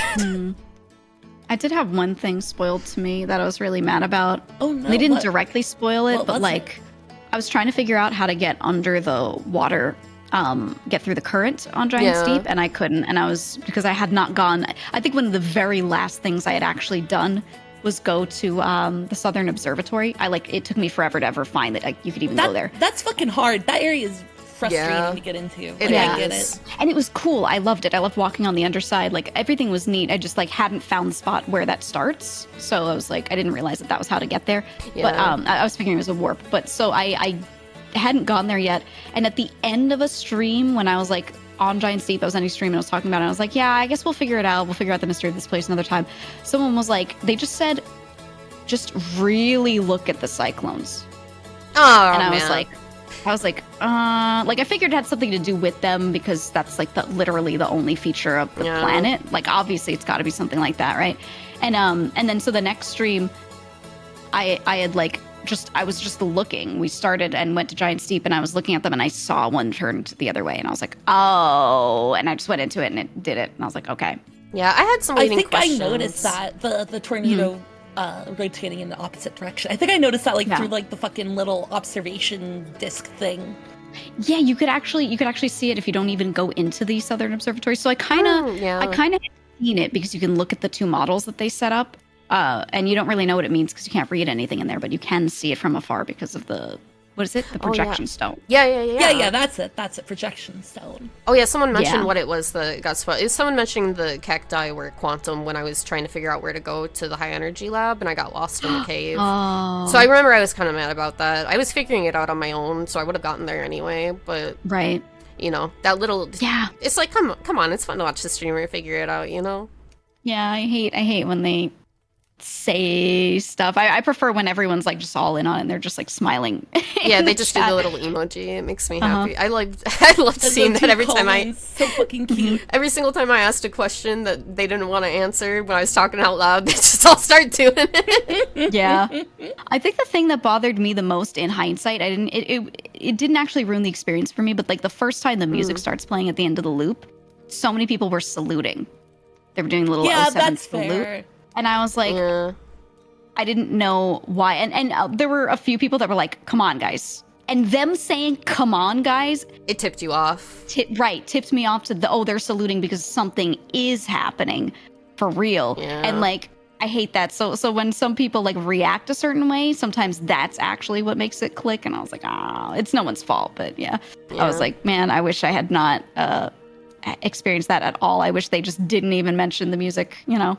And then after it happens and I ask, then they could be like, ha ha, he he, you know? Yeah. So I'm really actually grateful how nice people were about spoilers in my streams. Like, everyone in chat was so engaged with making sure I didn't see that kind of thing, that the really rare instances it happened, I just had such a great experience streaming it. It was kind of amazing. It seems like the people who I feel weird saying Outer Wilds community because it's a single player video game, but like the people who really like it like seem to be pretty okay at not fucking it up for other people. Yeah, like that does seem to be the case on the whole. I think it's considered like the biggest dick move for real, and no one who loves Outer Wilds is trying to be a dick. That's what I'm finding. I won't even play the soundtrack like on my drawing streams I've done recently because I don't want one of the tracks to get spoiled for somebody, because my favorite track is The Final Voyage. I love it. The first time I heard this, I got such intense chills because that's when you grab the where warp like it core. has the synth, right? Yeah, okay. Yeah. I I love that. When this starts playing, like after you take the warp core out of Ash Twin and you start going to Dark Bramble, I got such chills. I felt like it felt so dire, so important. Like you had to do this. This was your last thing you had to do, and that's such a hard thing to convey with a track you've already been using in the game, and you're changing the mood entirely with these little. The way I have it playing right now, and I'm like, I got chills again from it. I just love it so much. Yeah. And I want people to hear that in the game for the first time, so I can't play it on stream besides today. Has the guy who did the soundtrack like talked about it at all? Yes. Is he in that? He is right at the end. He's right at the end of that. A lot to say on it. Someone mentioned him in these Google responses that I had. Or was it? The composer Angel Prahal released 7 new tracks for the game after it released. Reprise is a single track that released with the DLC, and then Echoes of the Eye is a 6-track EP. Oh yeah, and they gave us the links for it too. Yeah, I've listened to that. Well, shit, I didn't know that. That's cool. I want to get this game soundtrack on record so bad. Oh, they printed it on record, right? Yeah, but I think it needs a repress, I think. Oh, probably, yeah. That would make sense. Did you guys ever do, did you at any point end one of the loops really far away from the sun and listen to everyone with the signal scope? Yes! While I did. happening? I did. You had that moment? Good, yeah.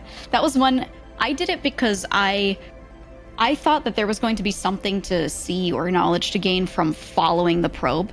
So there's one time that the probe shot like right past me, right past Timberhearth, and I was like, I'm gonna follow it, and I just like ran to the ship and followed it, and I like matched velocity. And if I like checked the map, I was so fucking far off the map, and I was just like, I got out and I was looking at it, and I realized that there was nothing, and I was like, oh, there is nothing to be gained from being in here. But I was so far out that I was like, I'm just gonna end the loop here and see what happens. And I listened, and I heard like all of the instruments dying out from like proximity, and I was like, oh god, you know, like that order. And then once they were gone, everyone's sitting there in chat is like crying. They're like, no, you know, everyone's in tears.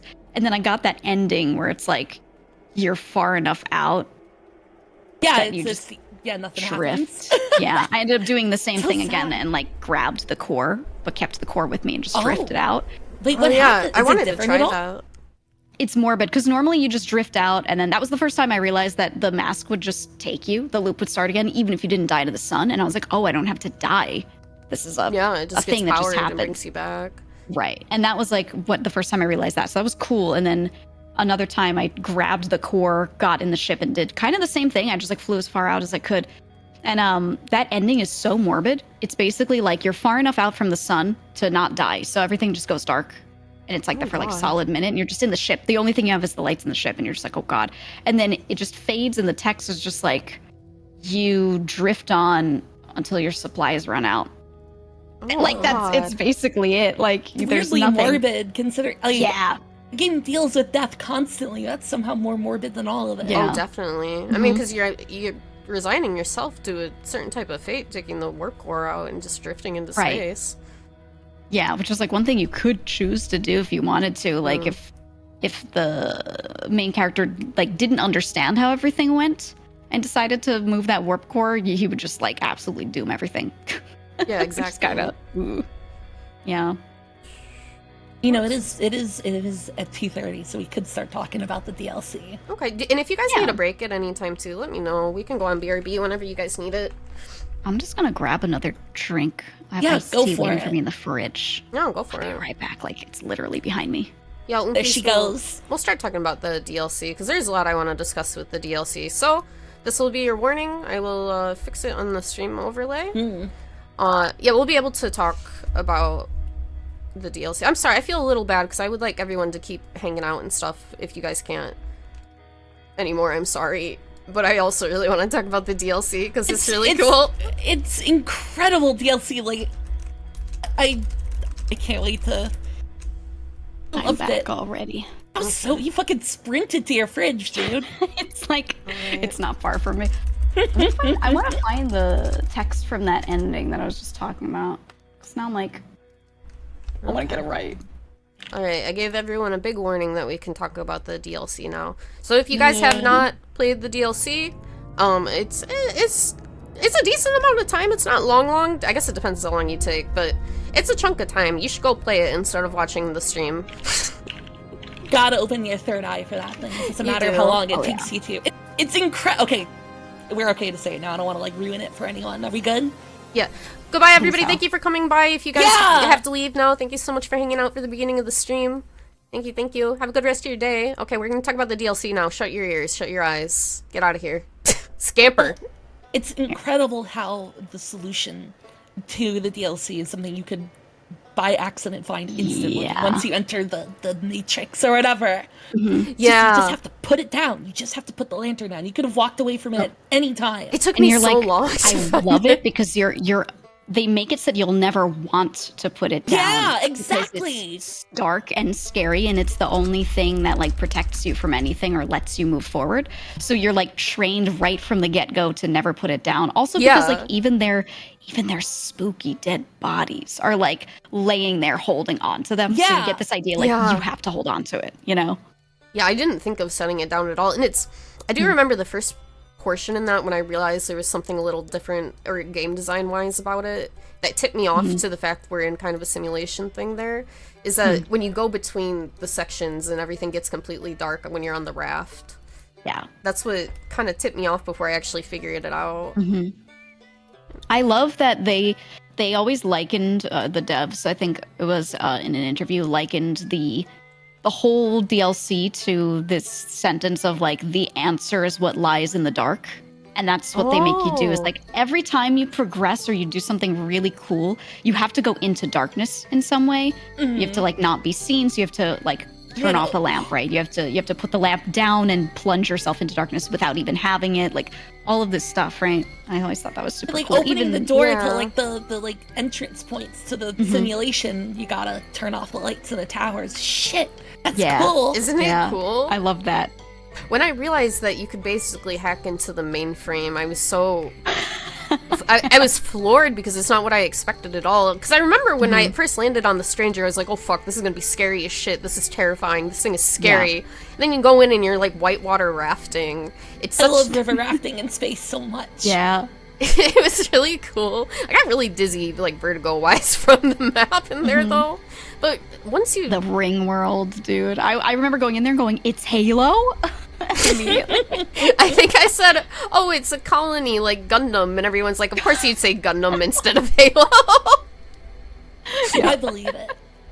I loved it. I thought it was so cool. I was going insane watching you try to figure out that last thing. You didn't realize you had to be dead. Oh my god. I totally understood because it also took me like a bit, but like, oh my god, I was like, I understand you being dead tired. If I would have been awake, I would have had that puzzle in like 10 minutes. I know I would have, because I kept saying out loud, I need to kill myself. And I kept saying, like, I knew I had to do it, but I didn't understand. Didn't realize this before and while holding the thing, And I almost did that on accident too. I kept trying to like put it into the fire. I wouldn't sleep at the beginning. I could have found it all real early on when I first picked up the artifact, and I was trying to see if I could grab the fire from the campfire, but I never slept at it. I just roasted a marshmallow and I left. And it took me a while to actually discover how to get into the nightmare zone. I felt a little weird about the jump scares in the DLC. I thought that was a little silly, but I also really liked the alien race. I feel like the option in the DLC's like settings to turn down the jump scares made it sound like it was going to be so much worse than it actually was. Yeah. Well, genuinely, when people first see it, they're terrified and they freak the fuck out because there are no jump scares in that game at all. Yeah, except for maybe the anglerfish, like kind of, but that's like a real jump scare.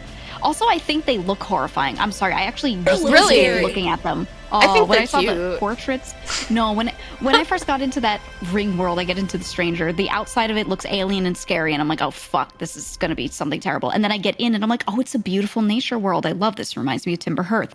And then I get into their houses, and I look at the portraits, and I'm like, fuck no. Fuck no. I hated the way they were drawn, and then I hated, someone said hate their mouths. I agree. When I would watch the slideshows, and you watch that first slide reel where like the one guy finds out something horrible and he's like, oh, and he makes like this face where he's horrified. Yeah, his it's a little face made scary. me horrified. I was like, oh god. I think I jumped on that one going between the slides. Yeah. Did I figure out the trick about lights in front of the secret passage to the fires? What do you mean? Oh. Which one do you mean, Luffy? Yeah, which one? I'm trying to remember. I have an awful memory. And the prisoners' lines in the ending, I think we all wanted to talk about that. There was a question about it, right? Yes, I think so. Here, let me double check what the forum question was. Yeah. Some of these are I think the one thing I figured out super early with the DLC, because I played one little portion, like I got the beginning of it on stream, and then the rest of it I played off stream because it was like after my surgery, and I was like, I want nothing more than to, while I'm recovering, just play more Outer Wilds. So I just kept that for myself. But like the one thing that I figured out really early with it was I saw the scratched out portrait of the guy with the one antler, and I like the prisoner, and I remember seeing that, and I was like, oh, he's different. Something's different. Why is he scratched out? And then I found like the burnt down church, and I was like, oh my god, something terrible happened here, and it's got to be with that guy. So at least like I like saw that early enough, but I feel like that's so easy to miss, you know? Oh, it definitely like, what if you is. just don't look at it? There was one portrait that I found, I think people mentioned they missed. It was when you're in the dream world, and they give you that clue about how to warp into one of the like small areas. I think it's the lowland area, but you go over and there's a little broken building, and you can open a portrait, and it's a picture of like the eye in the background, and then like a flower and grass growing from one of their skulls. And oh yeah, because I think it's like the last slide in that vision that they were supposed to be shown that they like didn't see or ignored. Like they saw the part where their skulls like were there, so they're like, oh no, we're dying. And I think the prisoner saw that because it was in his house, so he was aware that was his like house. Oh, okay. yeah, his house that. was burnt. Right. So I think he was the only one who had seen that there could be like someone said the rebirth. There could be like a resurgence, or there's some sort of life or beautiful cyclical thing. Yeah. So for him, he was like, maybe this is meant to happen. That's how I interpreted that, but I'm not sure because it was all visual. I really liked, if we were to talk about juxtapositions now, I'm pretty Yeah, sure do that's it. like the way it's gonna go. But just like the difference between the way the strangers reacted to the concept of mortality versus the Nomai is so interesting. The strangers got so obsessed with dying that they literally forgot to live. Like they tear up their beautiful planet to build like a facsimile of it out in space in the an attempt regret to not die.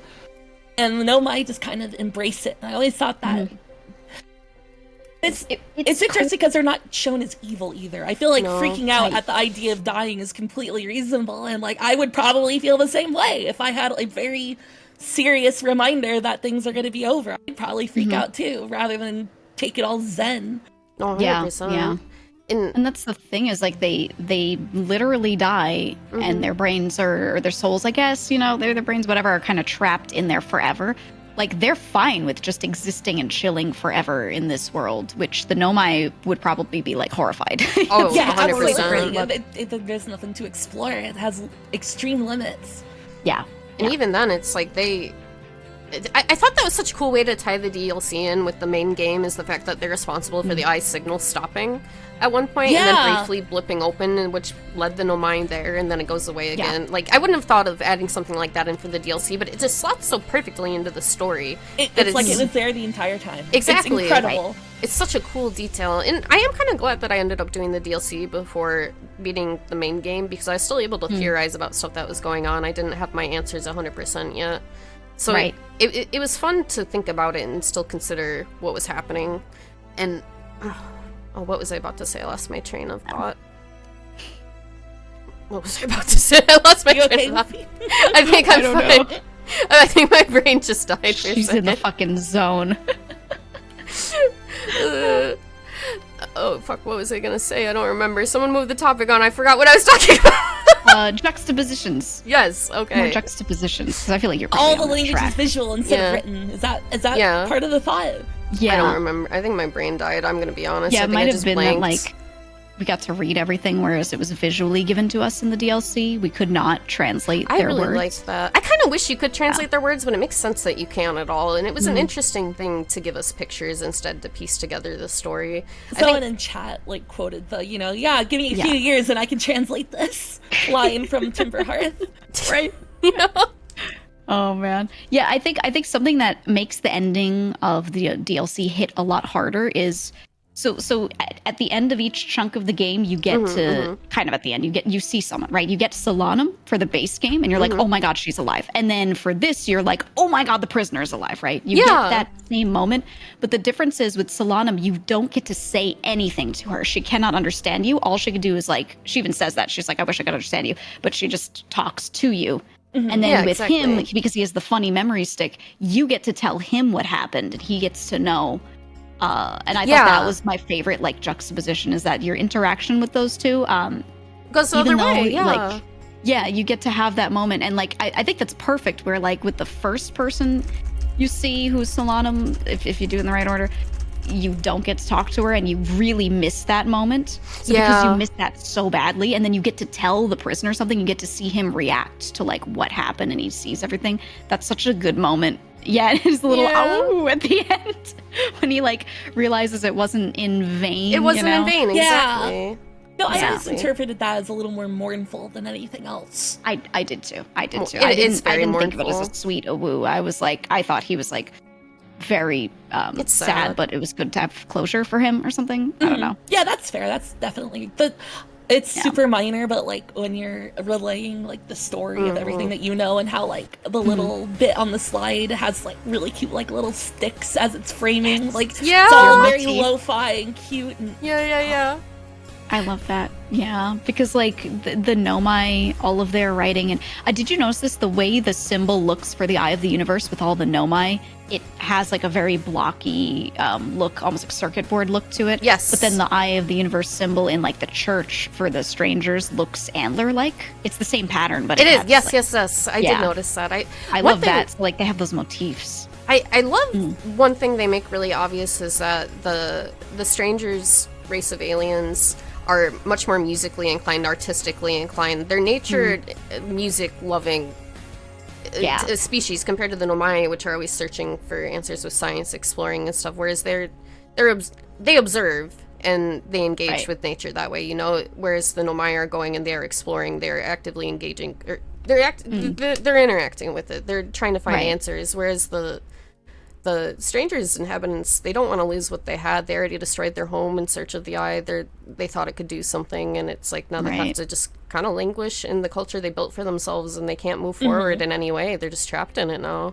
Yeah, It's- they it's just wanted to interesting. like literally fish and like look at stars and make some music. Like they literally were just hippies. Yeah. They were just hippies. freaked out. I freaked out so bad, and like I get it. Yeah. And that's the other thing is like the that's like you were saying earlier that you felt the jump scares were like a little silly, and I agree. But Yeah. after finishing it and understanding their motivations, I was like, I think this is completely in line, because like if you met a Nomai, if you met multiple of them, they would be like, oh my god, how interesting. But then you meet these guys and they're like, get out, you know. They're like trying to snuff you out. So I'm like, that's kind of I kind of liked the jump scares for that reason. Like, it is not a cool thing to be seeing them. It is a scary It's thing. not. They don't want to be disturbed. Like this is their. This is what they did for themselves. This is where they want to be. They're not interested in living out their lives anymore. They just want to. I feel like they're still on their planet, even though they demolished it to find the Destroyed eye, and then they found out the eye is gonna kill all of them anyway. Yeah. But they tried to hide the signal so they couldn't let everybody else know what was going on. And if the prisoner hadn't have done that, the universe would have just died. It would have been rebirthed. And I think that's such a fascinating thing, especially having him at the end and you reassure him that everything's okay. You literally show him like he can see that you know what to do. And it's like it's so cathartic and relieving for him because that's all he wanted was just like for that rebirth to happen that he was shown could happen. It's cool that cutscene changes based on log completion. Like, yes. Sometimes, like if you don't know this, the interloper killed all the Nomai, they just kind of drop dead. Yeah, and I had my Pepe Silva chart was entirely filled out when I did the DLC, so I was able to tell the prisoner the entire story, and I thought that was really sweet. My chat mentioned that that's something that could happen if you didn't have it filled out. It's so interesting. You can just stumble into that if you own the DLC too. If you don't mean to. I only bought it about halfway into playing the game. People are telling me streamers will stumble into the stranger occasionally if they go off the orbital. I've seen it. I watched Lena play the game, and she just like flew up kind of high. She wanted like an quote unquote above, even though there's no up. She wanted like an above top down view, and she just like managed to find the spot where it was. She didn't even go behind it to see that it blotted anything out. She just ended up backing straight into it. And she was just like, that's incredible. She was terrified. Yeah, she backed into it. So all she knew was her vision. She was looking at like the sun or whatever. Just her vision suddenly like blacked out. And then no matter how you enter it, you are pointed at the stranger, right? So you see it in that alien looking form. And she just saw that. And she was like, oh God. And they were like, no, it's the DLC, leave. And she was like, okay. And I think the thing I tell people now is I tell them if they're going to buy the DLC version, you can go and undownload the DLC for yourself. Oh, really? In the DLC management, through Steam. You can turn the DLC off so that you don't have a chance of accidentally running into it. Honestly, that'd probably be a good idea. I'd probably recommend that to people too. That's crazy. I definitely struggled finding it at first. I think I was overthinking like the orbital inclination shit. This could not do it. That makes sense. Yeah, I had previously gone to the satellite. So I did really early in the game too. Yeah, I saw it on the map. I saw that outer orbit, and I was like, oh, I've got to check out what that is. And I remember seeing it, knocking it. Do you know if you knock into it? Because that's the only thing that makes the map work. Yeah. It disables your map. If you knock it out of its orbit, it's just like, oh, map disabled. And you can't open your map anymore. And then it just starts spinning and goes off because you accelerated it. Yeah, it's fucked up. It's really funny. So like when people go to find it, there are a lot of people that when they film themselves for like YouTube or something trying to figure out the DLC and they first go to it, they like crash into it because it's small and they. I think I had been there once and I didn't crash into it the first time, but then the second time I actually tried to go to start the DLC when I had the DLC ready to go. I smacked into it. I think you get an achievement for hitting it too. Silenced cartographer. Yeah. Threw in the Halo reference. Perfect. I love that. Oh, speaking of references and all that, did you guys land on Brittle Hollow's moon? Yes. Yeah. Okay. In the volcano, right? The first time I did, I go inside. I opened the hatch the first time I landed, and then I'm like, okay, I'm on some mountain, I'm fine, and I just fell directly into lava. Did you find the Terminator skeleton? Did you check the outside of the moon and wait until the end of a loop?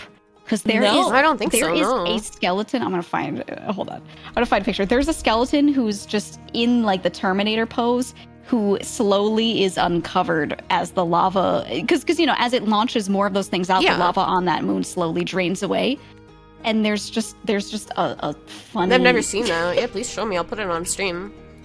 Let me find him. It's such a good Easter egg. And I remember I found it just by exploring the outside. I was like, oh my God, there's a guy. There's a guy in the lava. It's really funny. I mean, it makes sense lava drains away, chat, because it's firing lava rocks at the planet constantly.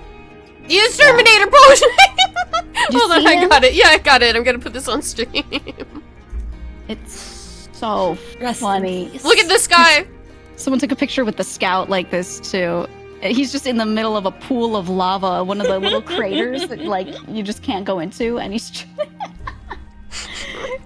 doing the Terminator pose. I remember finding this, and I was like, this is the best. This is oomphy. I do kind of wonder just how many, like, weird little Easter eggs I missed. There was know, one when I was feel like doing one of those for me. when I did the quantum rock entanglement on Ember Twin. When I first got to that little cave where there is a skeleton, it moves around, but at one point when I turned my light off, he was standing completely straight up, like forward at me, and it scared the shit out of me. Because someone mentioned they didn't know if the skeletons could stand, or they didn't realize they could do that in that cave, and it scared the shit out of me so bad. That's horrifying. I'm looking like at a list of Easter eggs on the wiki, because I was really curious, and there's one that like generates a QR code. Huh? What the fuck? What is it? What does it go to? Shit. Just like, yeah, it just says so and so's Easter egg if you scan it, and that's it. Huh. Someone said that one of the devs' cats is an Easter egg in the game. Where is it? I want to see the cat. Oh. Strange Owl Guy tribute. There's the Backer satellite. This is one that I had never seen. There's a dark bramble one. Oh. In the recursion area, which is that one that like endlessly loops and you get fucked. There's another seemingly insignificant seed. If a probe is fired inside, it will land it in a room that jarringly features human architecture with dead humans lying around it. Vines from Dark Bramble are visible in the background, and it's a reference to Elsinore, another popular indie game with time loop mechanics. Whoa. It's like a riddle from the game or something. I've never found that one. Oh yeah, I would love to see a screenshot of that too. Find that. That's crazy. That's one that I have never heard of. Oh yeah, look at that. Let me see. Oh, huh. Oh, wow. Yeah, I'll put in the chat. You can like take a picture of that. Wow. Oh, that's crazy. Yeah, I'll get this on stream for you guys. Yeah, it's a good picture of it. Here. Huh. I've never heard of that one. I'm gonna cover everybody so you can see this. See it in the top right, yeah. So you're only able to see it through those pictures. There's I found a video of someone who like clipped into it and looked at the whole thing. Oh, really? Oh, cool. The timestamp. Yeah, because everything technically exists somewhere on the map. That is so cool. It's like it's mostly flat images. That's cool, though. I had no fucking clue. That's crazy. Never even heard of Elsinore. Someone said in the chat that it's good, though. I was going to say, I've heard the name, but I know nothing about it, so I would never have recognized this. If I found this Easter egg, I would have been like, oh my god, can we go to Earth? Can we go to our solar system? I would have, I would have made like all the wrong conclusions. I want to see this video. I'm going to put it on the stream. Oh, yeah. Cool. The video is mostly... I moved us. Hold on. Video? Apparently, the ship I was mentioning that's made of metal that's crashed in the Addle Rock is the original ship used in the Outer Wilds public alpha. Oh, that's so cute. You know, I will scoot this down a little bit. Just for this video. Because I did not really plan spacing on this at all. I just left this in here. Here, window capture. Here's the Easter egg where someone clipped into it, Oomfies. Time. Yeah. Since there is no collision, the gravity would pull me away from this room. But with these two mods, I'm able to stay long enough to get a good view of the place. Hamlet. Huh. Interesting. It makes sense, but most of the stuff here is just cardboard cutouts. Unfortunately, we can't make out any faces on the people that are laying here. Cool. But we can get a good look at the carpet here. And all in all, this was a really neat little expedition that let me enjoy this Easter egg just a little bit more. For now, this is the Lord Explorer digging deep into the game, so you don't have to. That's wild. That is so cool. I didn't hear about this one at all when I was like peeking around at them. That's crazy. Yeah, I put music back on now. That's Outeed Wilds. I want to keep the Terminator Oomphy up in the corner for now. I kind of like loved it. Yeah, that was my most favorite thing in the game. It was just like so funny. There's also a portrait that you can find behind a false wall at the base of the Endless Canyon in the DLC area. Oh, I honestly liked exploring the DLC despite all of the water. Yeah, it's the water is okay because there's actually nothing in the water. Yeah, I assumed there would be some kind of like water monster or something. Yeah, no, me too. Fucking me too. Every time I fell in the water in Giant Steep or The Stranger, like just terrible feeling in my tummy. Just like fucking Subnautica. Since we had done all the Dark Bramble stuff first, or I had done most of it first, and then went down to Giant Steep, I was like, there's going to be something horrifying in here. It's going to be like queen anglerfish. It's going to be like a bunch of anglerfish babies. They're going to try and get me. Like, it's going to be something. I was thinking like maybe a giant electric eel that's like coiled or something, you know. And then it turned out to just be like some coral. And I was like, thank God. If you look at this portrait. Apparently unique music plays in this room. It's Oh, really? You said it's in the Endless Canyon. Yeah, in the Endless Canyon on the bottom floor of the lodge, across from the route to the Forbidden Archive, which is probably why I never went there, because I never went the other way. I just went to the archive. There's a passageway initially closed off and guarded by a pursuer. Through that passage and down some stairs is a gallery of artwork. The first piece on the left is illusory, hides in their staircase to a hidden room with a large mass of candles in this portrait. That's where the unique music plays. Someone pointed this out to me because I booked it. I got my neck snapped by that guy twice that was down there. I do remember that. They said, it's just an Easter egg. You can look it up later. But now I kind of wish I ran in there. Oh, he's just smiling. Easter egg of what, though? What is he? Who is he? Who is this man? Who's this man's? He looks like a weird cross between the strangers and, like, our guy. So he looks like a plucked stranger. Like he doesn't have his feathers. He looks like a Bart Simpson cosplaying as one of the stranger inhabitants to me. Oh my God. Oh dear, Rick Astley. I really liked the design, the fact they use game design in the DLC as a mechanic itself, because I mean we're basically seeing the loading screen. Yeah, the loading screen, the clipping through it. I was just thinking about that, and I think it's such a cool little detail that they used the actual foundations of the game design as a mechanic for the DLC. Right. I liked it a lot, and the fact you can see like the pathing and stuff when you put your light down. I thought that was so neat. Yeah.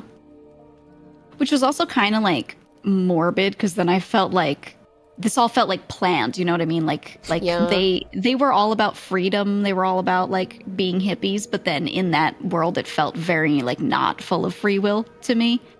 Yeah, which was, you know what I mean? Trapped there basically. Right. So they're just kind of milling about doing the same things over and over without the chance to ever do anything else. And I was like, ew. Yeah. It just felt very morbid. It is morbid. Everything that happens to them is very sad and morbid.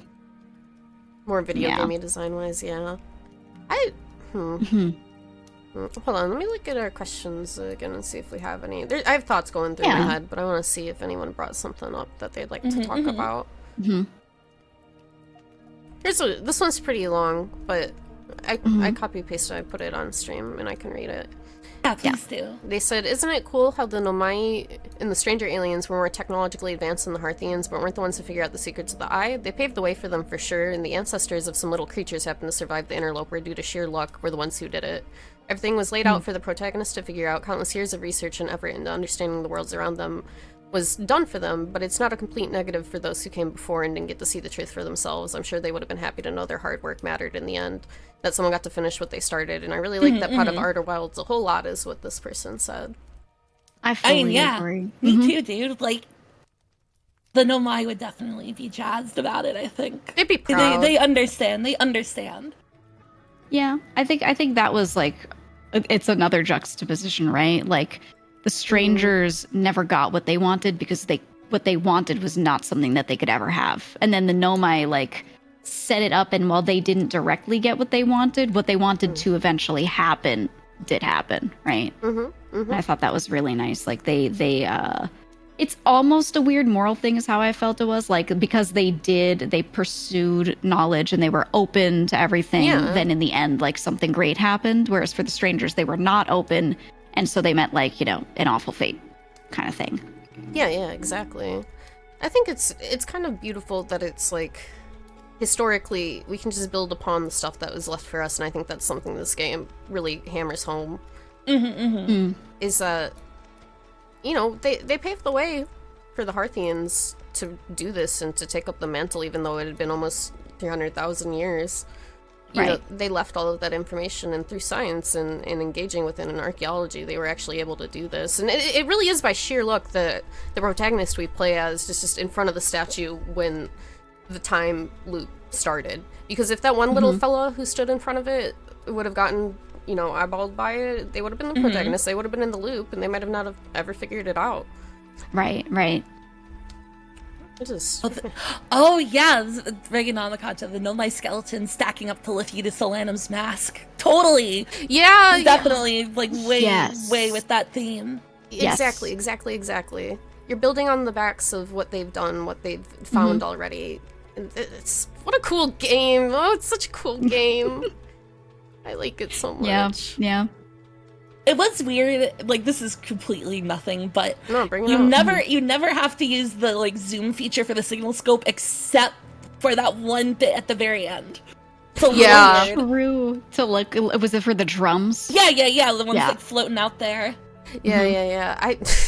When the anglerfish showed up, I just like went backwards immediately, and then I like went forward and got the instrument. God, I took And you go there in inside it. VR and you kind of freaked out. I felt so bad about it. It was before you played the game. It and was? There was anglerfish sound. And, I oh, didn't God. know, because I went. I think I was just walking, and I didn't know where you went when I went into the world, and then there's a giant anglerfish. I screamed. I had to apologize to my family. I was like, I'm sorry. It scared the shit out of me. though. Sorry. It's so funny. I didn't know them though yet. I would like to go back there. It'd be comfy to go back there. Yeah, someone also put like the sun station in there too, and the music's playing and stuff. yeah. It's real good. Oh really? I love the Sun Station OST. Oh, it's so good. Can you play this game in VR? Didn't they make a VR version of this? I feel like This game would be so good in VR. Vomit though. I would throw puke, yeah. up. Even the inside of Ash Twin was kind of getting me a little, you know, made me with it dizzy, like yeah. It's spinning. a mod. It looks like it's Yeah. called Know My VR. Oh, someone said you can use the zoom feature to see the device blocking the eye of the universe's signal. Oh, did you guys see that? When you end the game Yeah. and you warp, you can look and you could see like there's one like greenish thing, and if you zoom in on it, it's the signal blocker. No, Just what? sitting I there. haven't Yeah, seen that y- before. What the Yeah. hell? Yeah. find It that looks for like you. a. If I'm remembering the pictures, it's like a little green thing. It kind of looks like a fork. It's what it looks like in the charts where it's like that pointy guy that like creates the circle around everything, and yeah, you can physically see it. You can physically zoom in on it. Let me grab the picture. It was crazy when as I was that. watching that astrophysicist play, he actually followed the probe being shot out and physically saw the probe. And there was a symbol for the Eye of the Universe on it and stuff. It was really cool. That was how I found that like you could escape the sun that first time, was like Following the probe. matching. Because I was like, oh my god, it's going to a different spot every time. What's happening? So I was like, I can't go to that cannon that's shooting it out and see the cannon do things. Like it breaks apart and it's just broken. So why don't I just follow it? It was really cool. Oh, you did that after watching my playthrough, going in front of the probe? I kind of want to. You should. I mean, yeah, it's nice to look at. I was convinced I was gonna find something, and then I found out that there was nothing to find, and I was like, oh, I felt kind of disappointed. It's so cool that they Thought it was use the time something. loop to shoot a probe out in every direction, though, through time. Yeah. It's so cool. It's so cool. This game's so cool. That's all I can Yeah, say when, half like, the time. you're looking at the projections of Yes. launch trajectories, and it just suddenly Everywhere. starts growing and growing and growing. It's so cool. Terrifying. It's every so cool. possibility, and it's such an interesting thing to use a time loop for, is to do everything you Yeah. can to locate one thing that's unlocatable. It's fascinating. And the fact they actually find it is what the crazy part is to me. Right. And I love, that's like I was saying, my favorite moment before. It's when like you see the number of they're like the probe has found the coordinates. It was found by probe 9 million, and it like gives you a number, and so that tells you exactly how many times you've time looped without even realizing. And you're like, damn, that's a lot of loops. And you know, that when the probe finally finds the eye is when that statue becomes able to actually go and like stink up with someone, so that they become aware of the time loop, so they can go and like, the whole point was that they were supposed to like stop the time loop, not fire the sun station, you know, and use the coordinates, but like that shit's all fucked up because it's naturally dying. So yeah, it's just such a cool like moment. I think my only complaint is that Hit me with when that. you see all of the times the probe has fired, it always fires in a wildly different direction, right? And Yeah. then you look at the projection of that on that little map, that model, and you see that it keeps firing randomly. Wouldn't they increment it?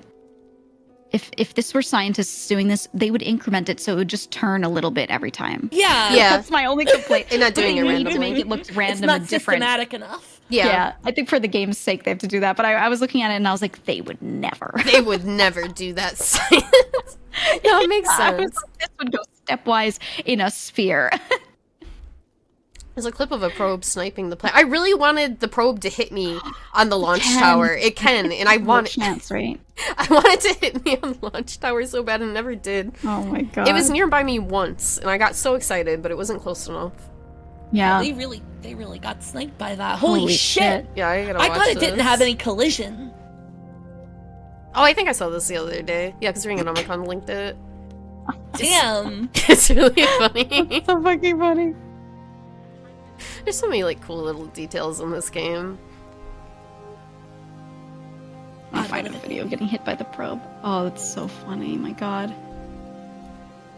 It's weird how like sometimes like when you wake up like the probe looks like it's about to like fucking land like 2 feet from you. It freaked me out the first time, like, oh shit. I didn't know what the hell was going on with the stuff exploding at first. I was like, huh? Huh? But you know what one of my favorite little things is? One of my favorite small details is when you wake up and you're looking up at the sky and the quantum moon is there and then your character blinks as they're waking up and it's gone. I loved every time that happened. I loved every time that happened so much. I love the moon. I love the quantum moon. That's my takeaway right now. There was one time that happened to me where it blinked and it was just like a normal part of my playthrough, and I saw it and I was like, guys, it moves. And it was a moment for me where it like confirmed what I thought about it, which was like looking at it was the thing, and I was like, oh. It's just a cool moment. Right? I found a really good video of the probe crashing into someone's spaceship, so you could see the probe hit. Oh, let's go.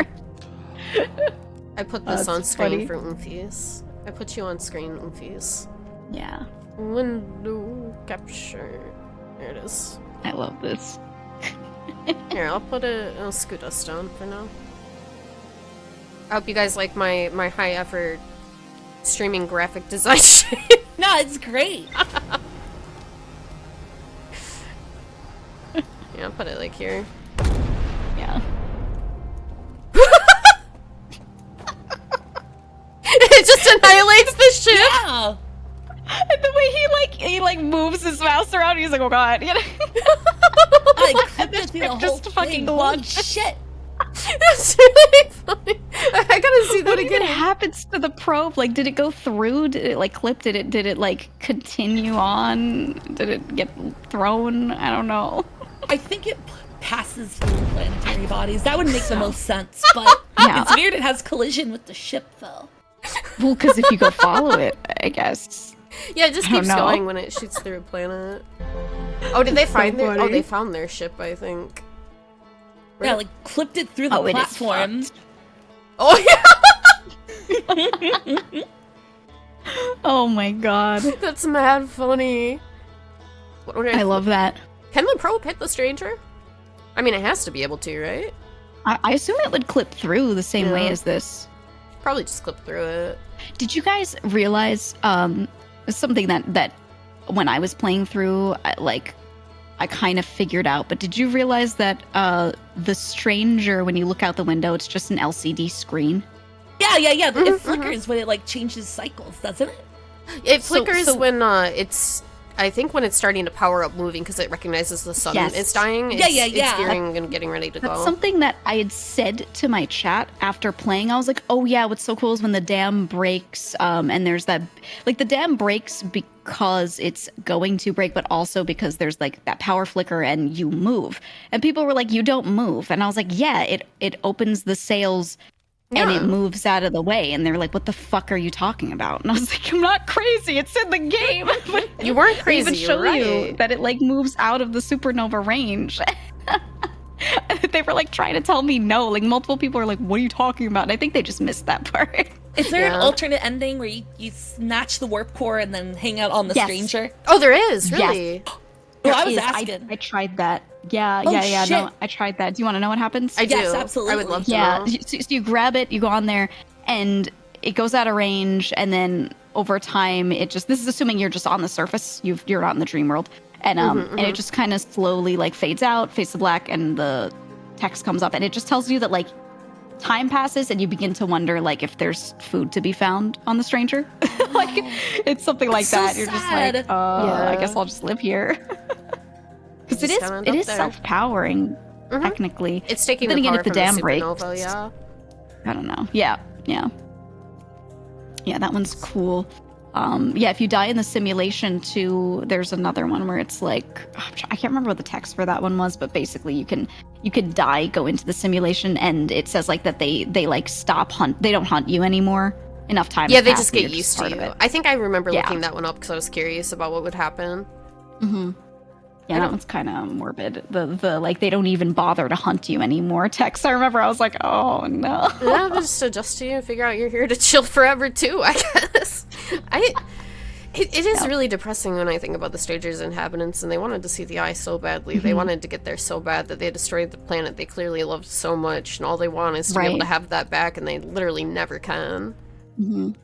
I feel bad for the ones that like this was supposed to be forever, but then because the dam breaks, it snuffs out their flames. So their simulations and everything, like all of that is just ended. You figured out that screaming was the dam breaking pretty quickly. Yes, that was yeah. shocking. Took me a bit as to like why they all like screamed in unison at some time. I was amazed you got it so quick. It's a good tell when you figure it out. Right. It's hard to figure out for me. Like I'm still not sure. I don't know if you have the answer. If they actually like knew that that's what was happening. I feel that's like why they they're screaming together, or if it's just like something's happening and then boom, they're just gone. Like I don't know. I feel do like remember it's just that. yeah.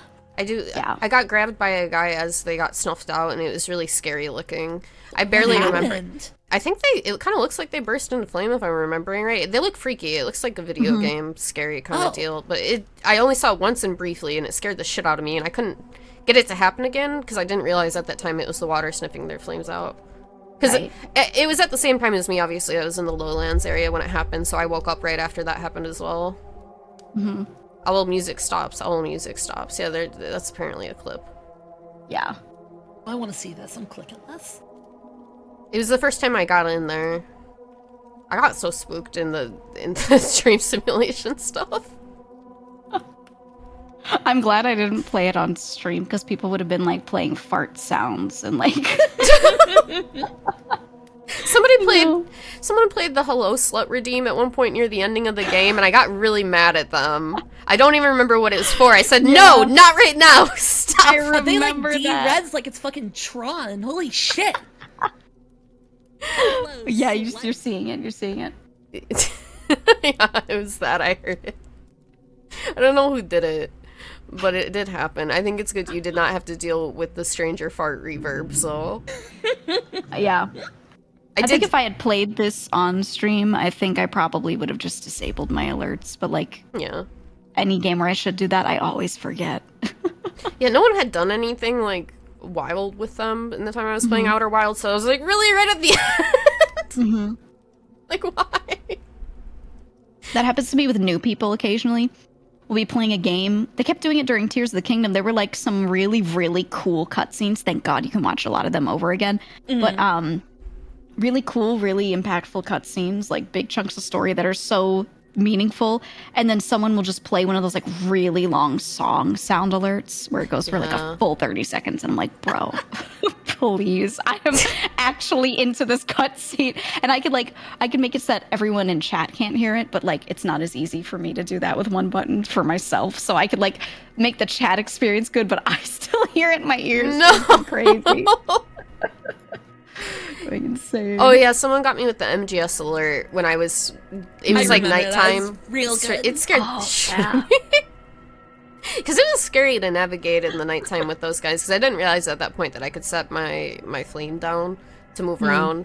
So I was just trying to dodge it all in the dark. It got me. It was scary. Yeah. No, I do wonder if anybody ever accidentally discovered that invisible bridge near the beginning just by falling off the edge. Probably, like it's there right? all the Happens to some time. people. Yeah, you could just get on it. Yeah, and there's also a few people didn't know there was another shortcut invisible bridge that goes from the cliffside faces to each other. It's like a little bit farther down by the elevator that goes up and down to the water in the simulation. It was neat. Yeah. Yeah, Grandpa never found it.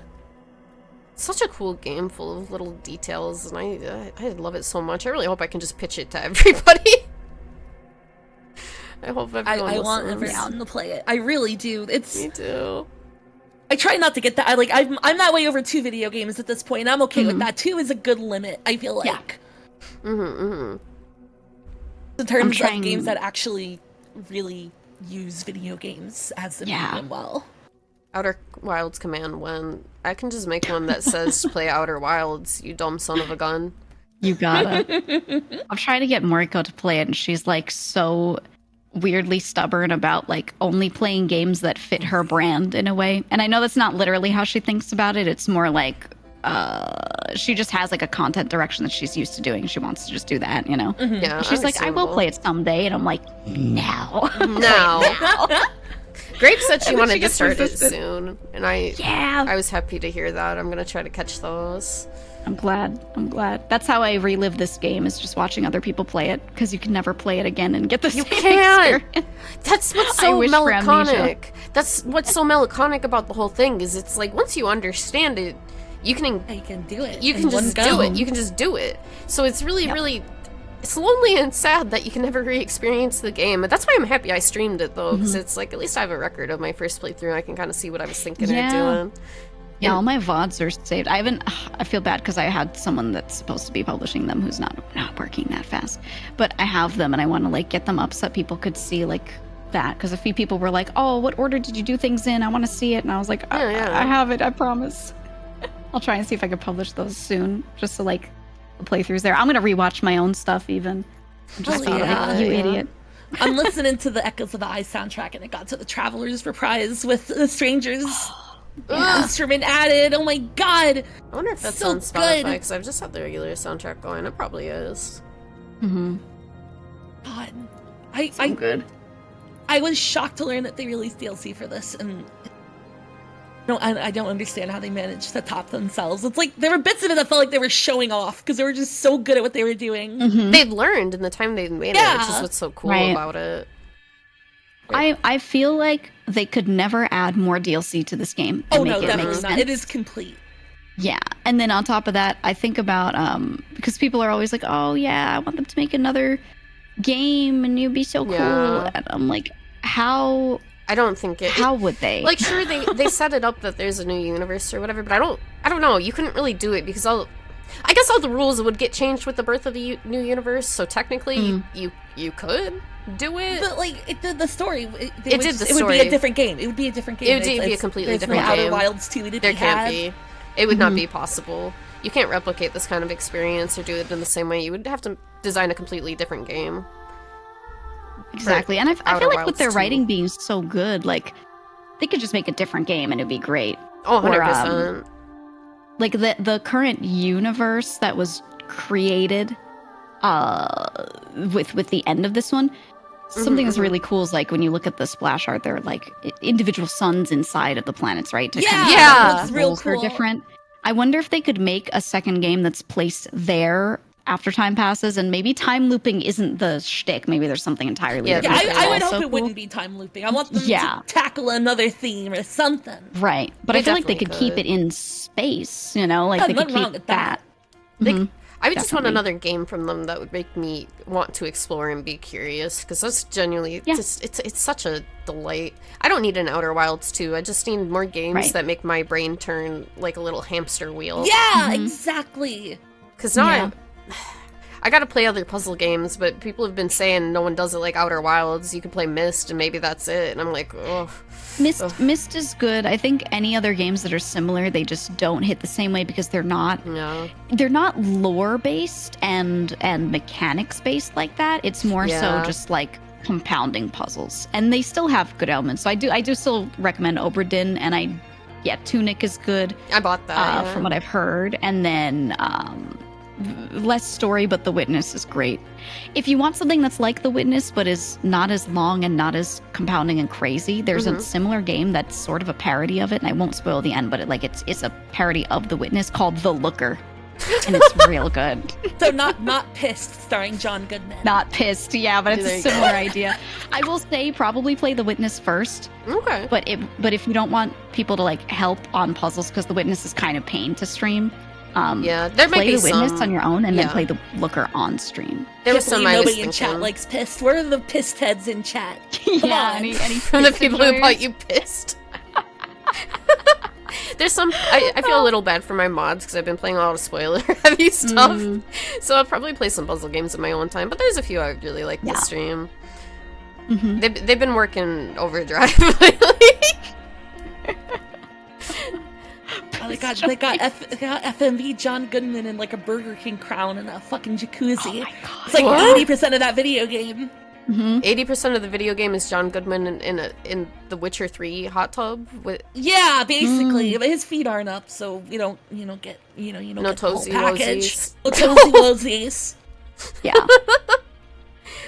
Yeah, I've been, Have you guys played? It's a totally different genre, but have you played the Stanley Parable? Yeah, haven't, oh yeah, but I've heard those are that's a good good. one. I think that one will give you a little bit of what you're looking for. Not in the adventure kind of way of this game, not in the profoundness way, but in the I just want to explore and I want to find more things kind of way. yeah, That yeah, one's yeah. a fun one to do on stream. Yeah, I should do. I that. recommend it. I'm just. Yeah. I wish I could replay this game again and erase my brain so bad. Yeah, I definitely want to Yeah. Eternal Sunshine that shit. Like no question. If I get amnesia, I'm writing this on a list for myself to remind me since I won't remember later on. You just get it tattooed on your leg, so that way if you ever get amnesia, you'll look down and it'll say "Play Outer Wilds" and you go, "Huh, okay." You go and immediately play it. Just constantly giving myself brain damage to replay Outer Wilds. Yeah. Hell yeah. Me, when I'm a billion years old and I start to have Alzheimer's, I go and play it. Turns out it's the only thing I remember. No! Fuck.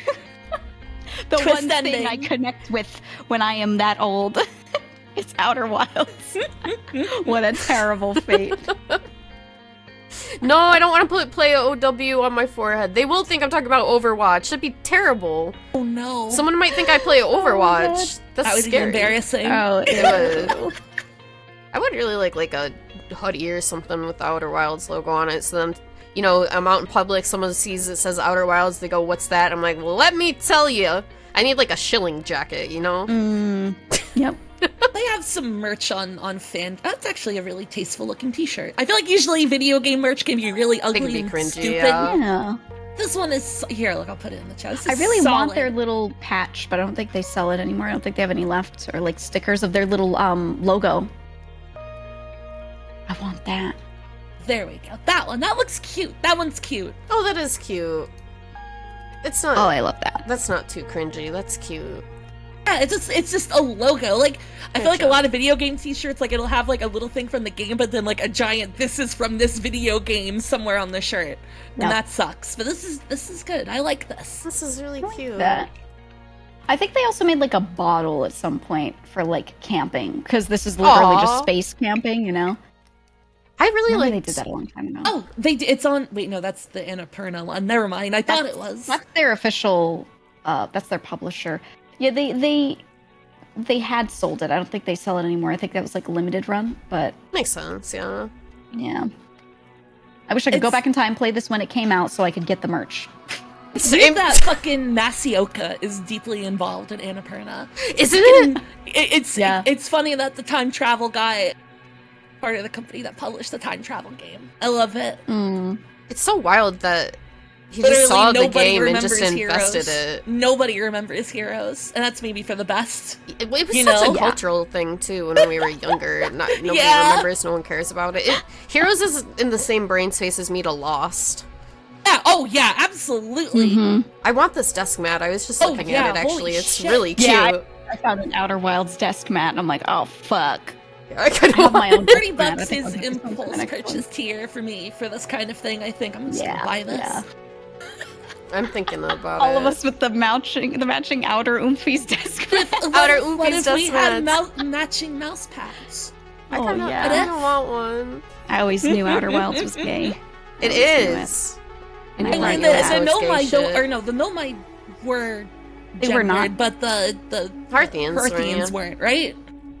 They're all they them. Yes. Yeah, the Herthians were all they. God, that's so nice looking too. The print looks really nice. Yeah. Fangamer stuff is honestly usually pretty good.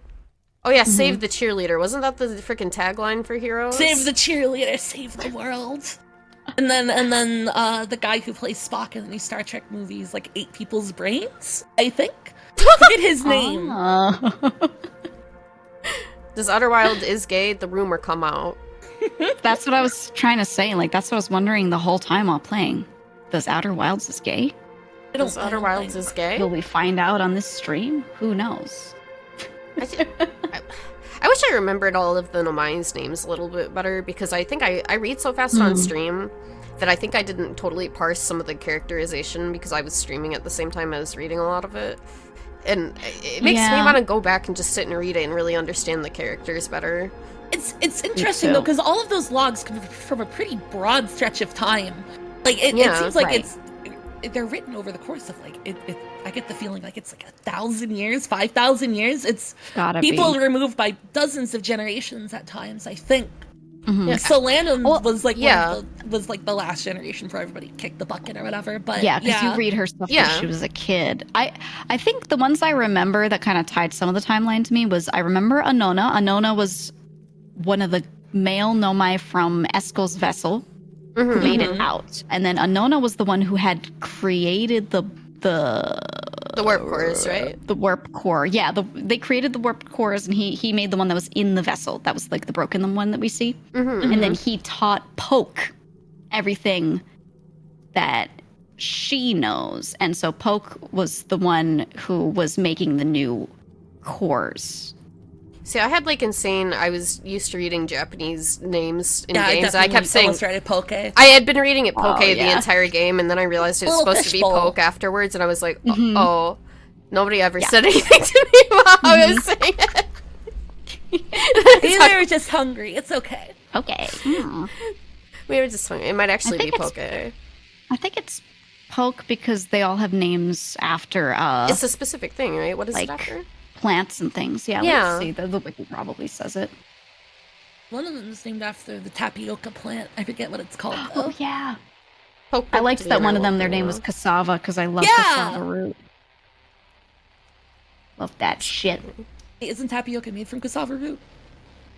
Pretty sure it is. Yeah, okay. Yeah. Oh, poke is from pokeweed. Pokeweed? Yep. Literally from pokeweed. Shoutouts pokeweed.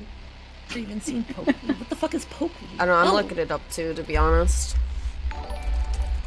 I feel like this is something I've seen. Oh. Wow. Ooh, yeah, I've seen this. Pokeweed every day. This is one of those things that you don't eat. This looks edible, though. I would love to eat this. Yeah, those do look like berries. I think you can't. Can you? Poisonous weeds. 10 that might be growing in your backyard and kill you. I was gonna say, I'm pretty sure like this is a big like don't let your dogs eat this thing. Don't let your Henemimis eat this. Not. Eating any part of this can cause symptoms such as vomiting and diarrhea. Oh yeah, I'm very good. cool. I'm okay. I'm good now. I don't need the diarrhea pokeweed. But it looks so delicious. It does. It looks so good. It actually looks so nice on that like red stem. I do wonder what do the Hearthians eat besides marshmallows? Is that their entire diet? I'm gonna go with yes. Yes. Entirely. They're never shown eating any. Actually, no. Wait. There's one can of sardines. Oh yeah, that's can of right. Fish in the waterways where you find someone's like notes or Oh. something. Yeah, you find like a little pile of trash. They had soup and fish. Good They for had soup. them. Where was the soup? Did you There's guys soup to find? Did you roast a perfect marshmallow? Because I hadn't gotten that achievement. I didn't. I did. I was convinced that it was possible, so I tried really hard to to get the perfect marshmallow.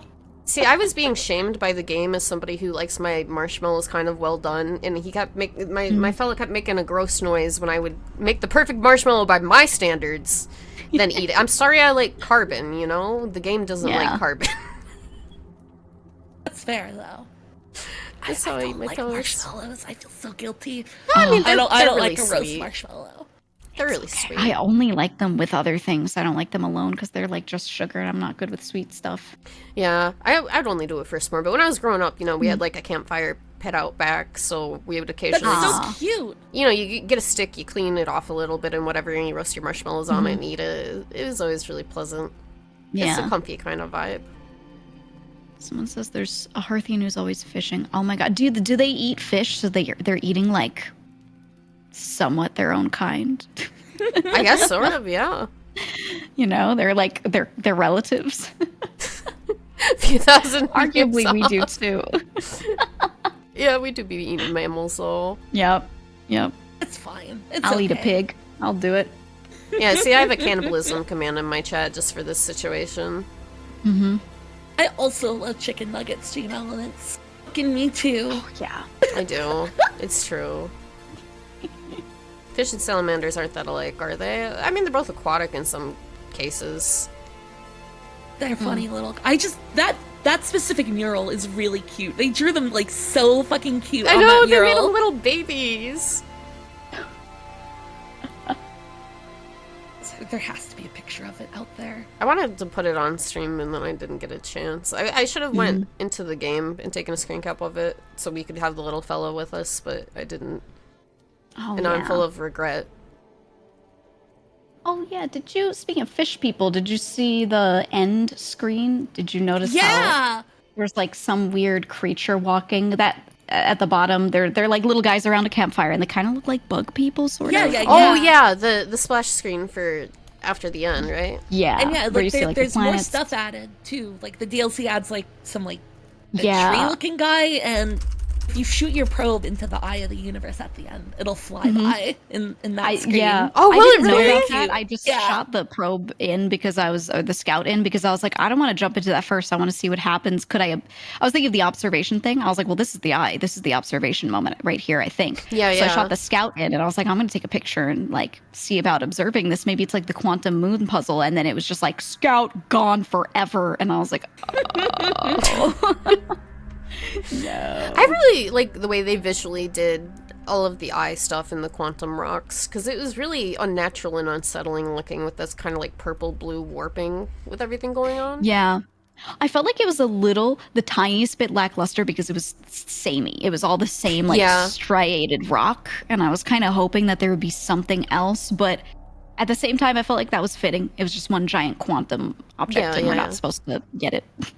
I think it's really cool when you do go into the eye of the universe and it kind of looks like you're in like a layer and there's how do I describe this? Oh, when it's like, it looks like vortexes almost. yes, like, yes. It's like stringy. It looks That's stringy. cool It looks because like you're in It between. reminds me of like some quantum, like I guess some charts and visuals that I've seen how they explain parallel universes Oh, and all really? these things. Yeah, it kind of reminds me of some stuff, or when they talk about space time, right? And you see like a ball dropped into the fabric of space and it's weighing it down, and that represents how like a black hole pulls things toward it. Yeah. It reminds me of that visually. Yeah, That's it how I felt. does. Yeah, no, you're completely right. I really liked that. I really liked that visual design. The visual design in this game I just enjoyed in general quite a bit. When I was watching the No Clip documentary with the art director guy, and he's like, well, I saw this and it just kind of looked like shit. Can I work on your game for you?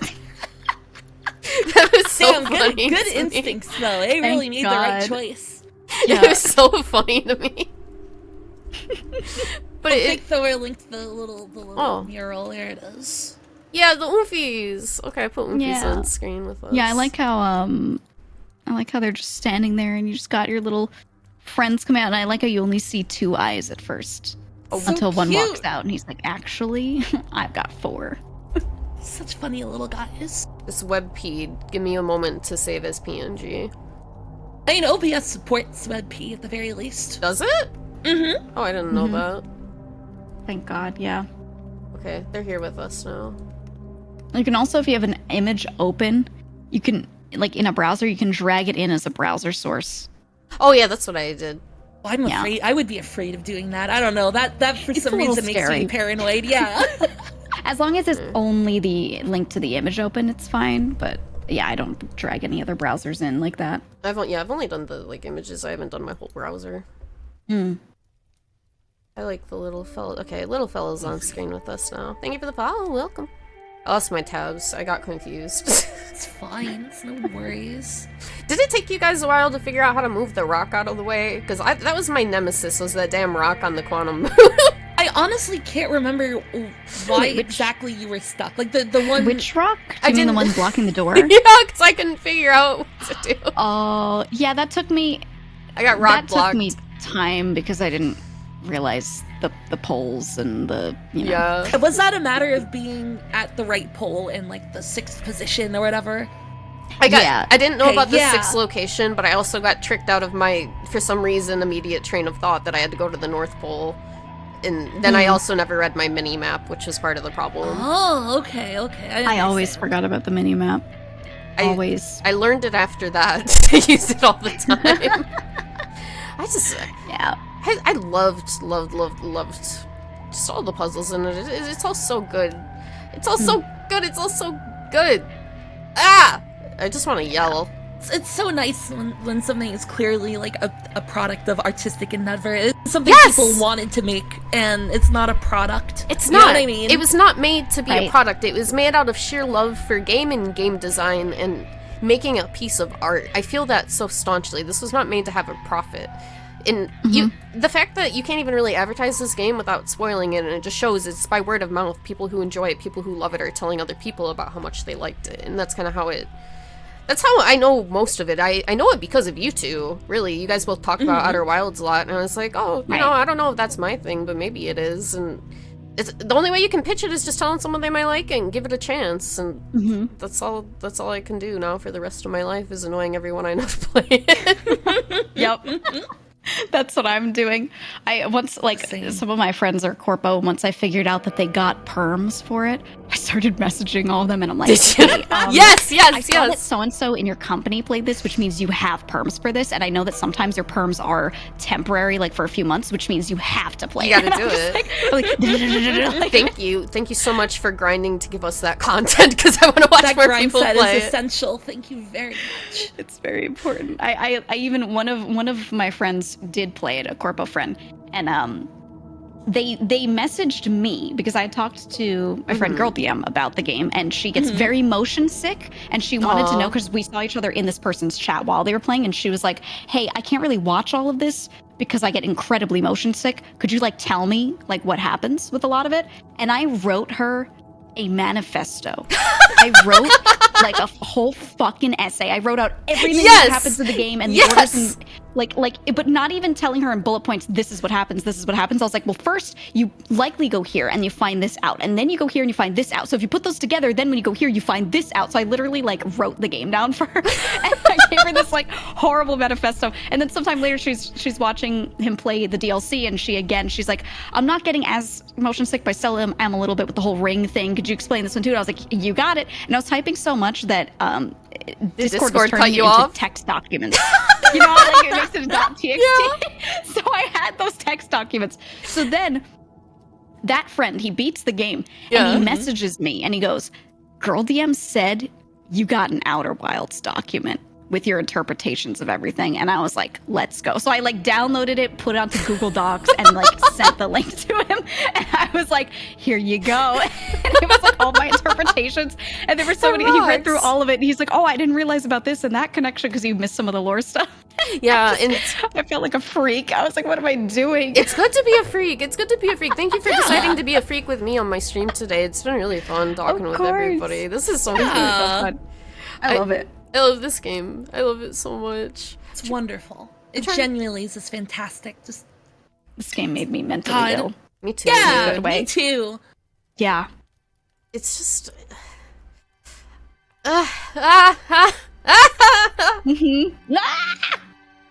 You're writing the game facts guide. Play Outer. Most of you have probably played Outer Wilds, otherwise I you would wouldn't hope be so. here. Yeah.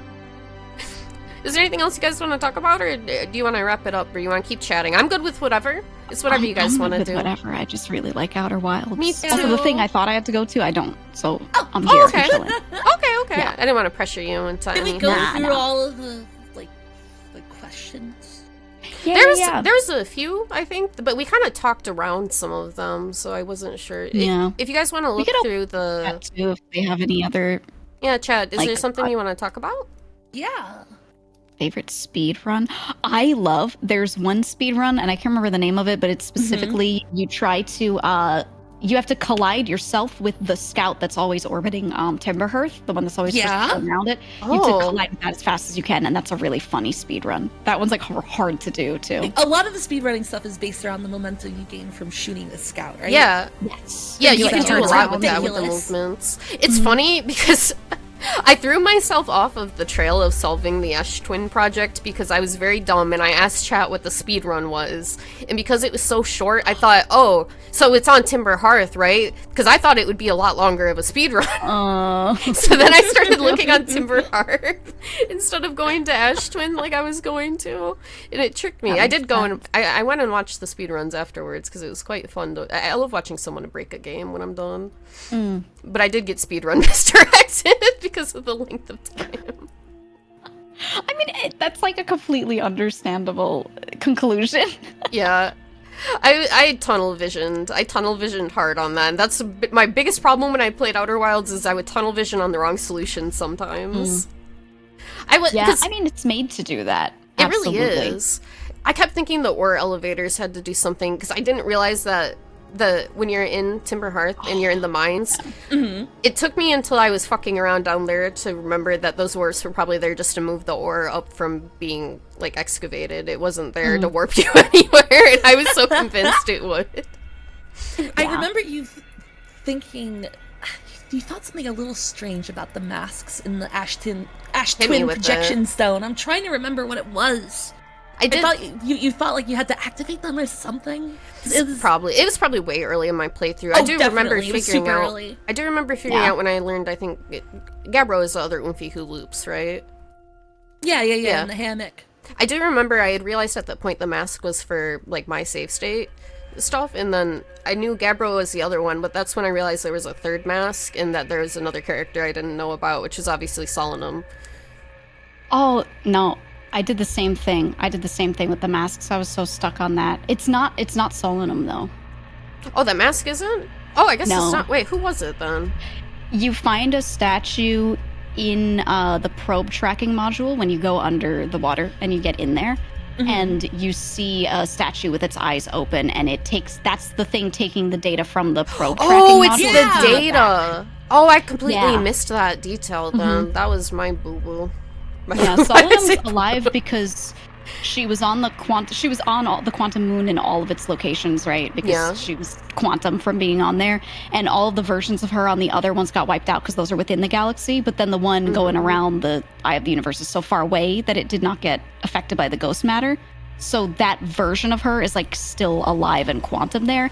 And then I guess like time just like doesn't pass. She probably doesn't even realize. And that's if you do the ending where you grab the core and bring it there to Solanum and you let like the world end without the core, the time loop doesn't happen and you're on there. You meet the same fate as her. You like it says something about like you don't realize time is even like passing the same way or something. Oh, I wouldn't have even thought to have done answers that. Oh, I kind of want to see that on my own. I kind of want to go for some of these bad ends in my own time. They're cool. Saying bad end feels weird, but I guess alternate. I mean, they kind of are. They're not a bit as sad. Not as good. Yeah. Okay ending. It's all right, I guess. To be quantum, being quantum is fine now. Actually,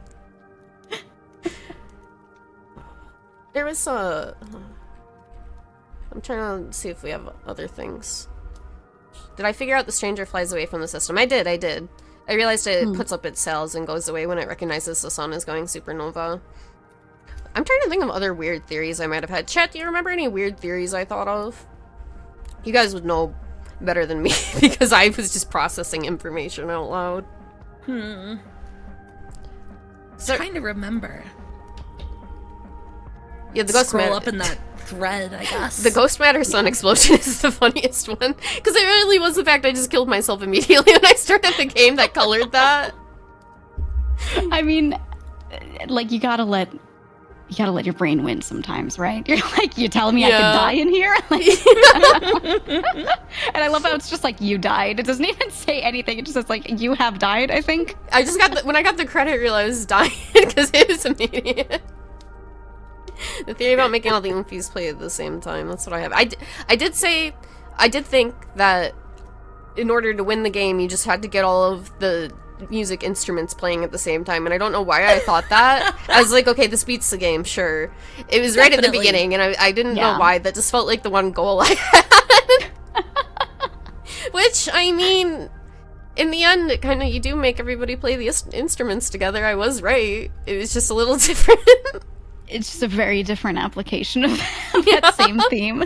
I didn't even really think about the fact you still ended up getting there until it was just brought up again. I also kept thinking that the quantum tower, the knowledge of quantum. Wait, I can't even remember the order because I messed it up. I kept thinking that the tower of quantum knowledge. I kept thinking it was quantum itself because I kept saying it in the wrong order, like I did immediately.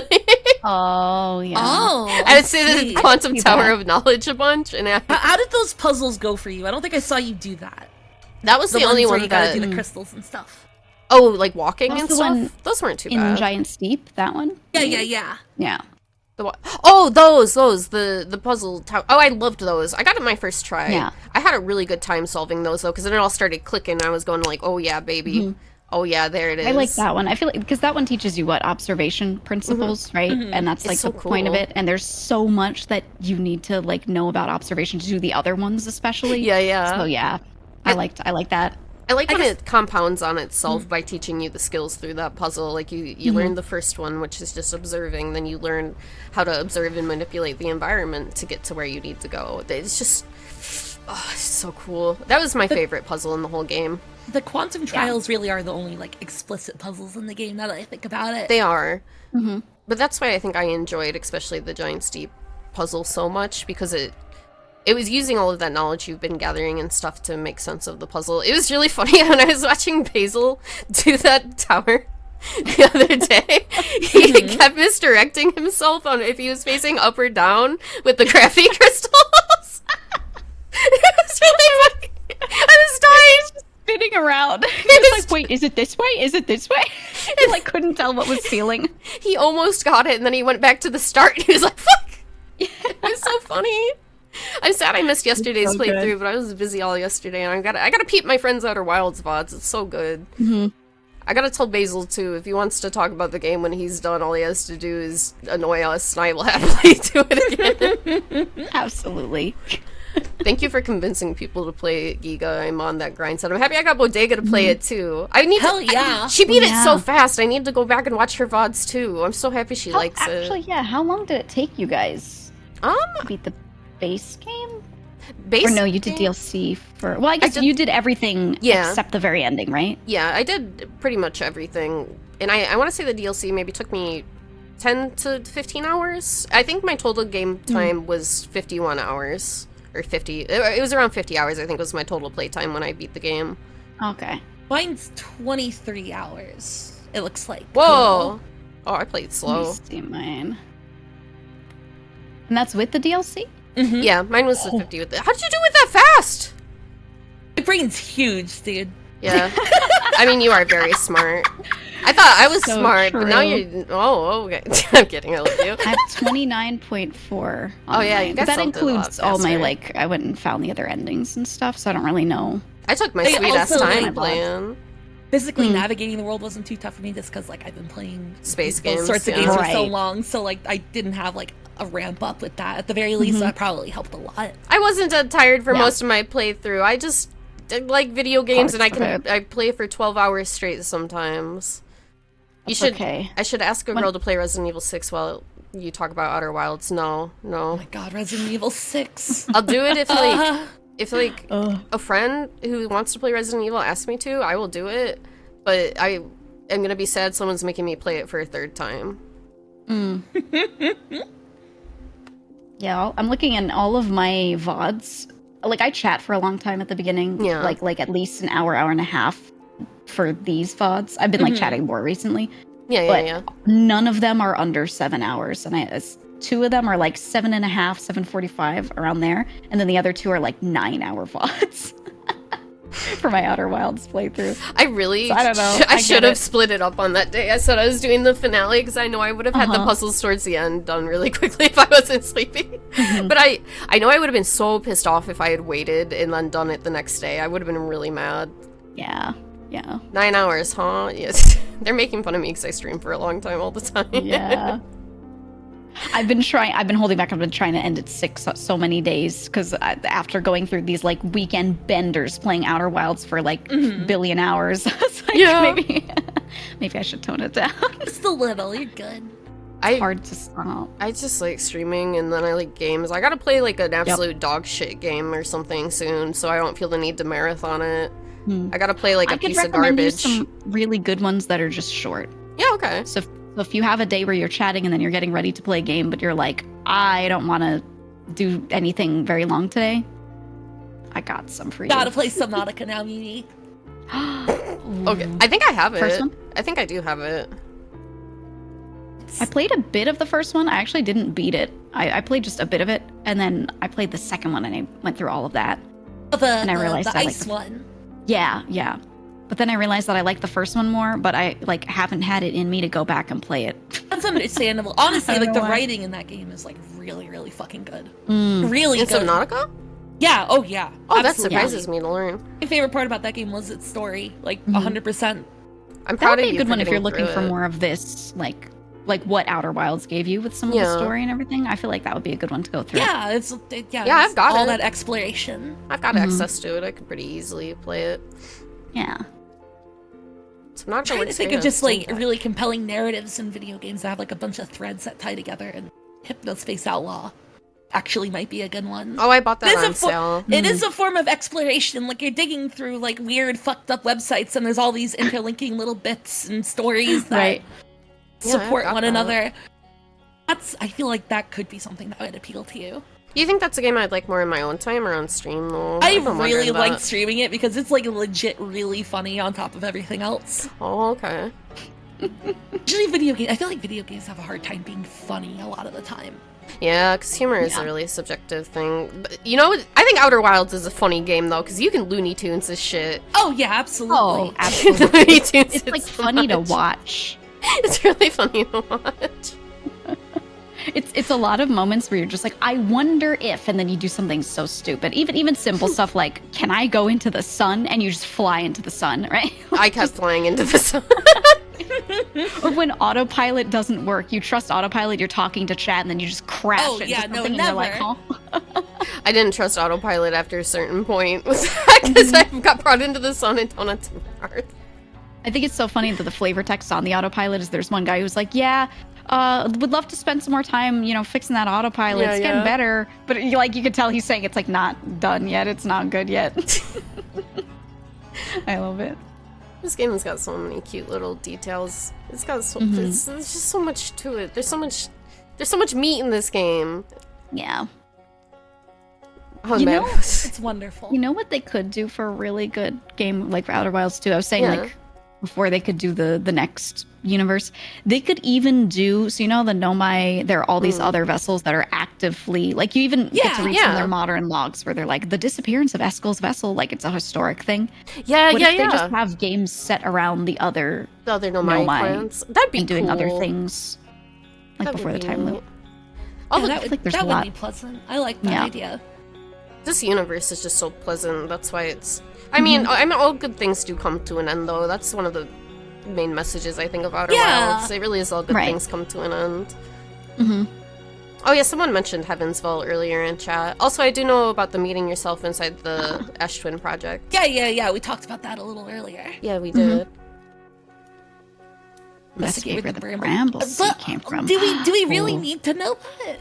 That I don't know, is. I feel like every time anybody talks about a sequel to anything, I just immediately start thinking, do we really need this? Do we really need this? Sometimes Yeah. over It's hard not to get kills immediately stuff. I get cynical it. about the idea of a sequel to anything, especially something as like self-contained as the Outer Wilds. Everything that game needed narratively is in the game, You're right. You're and right. it doesn't need any extrapolation. I don't think.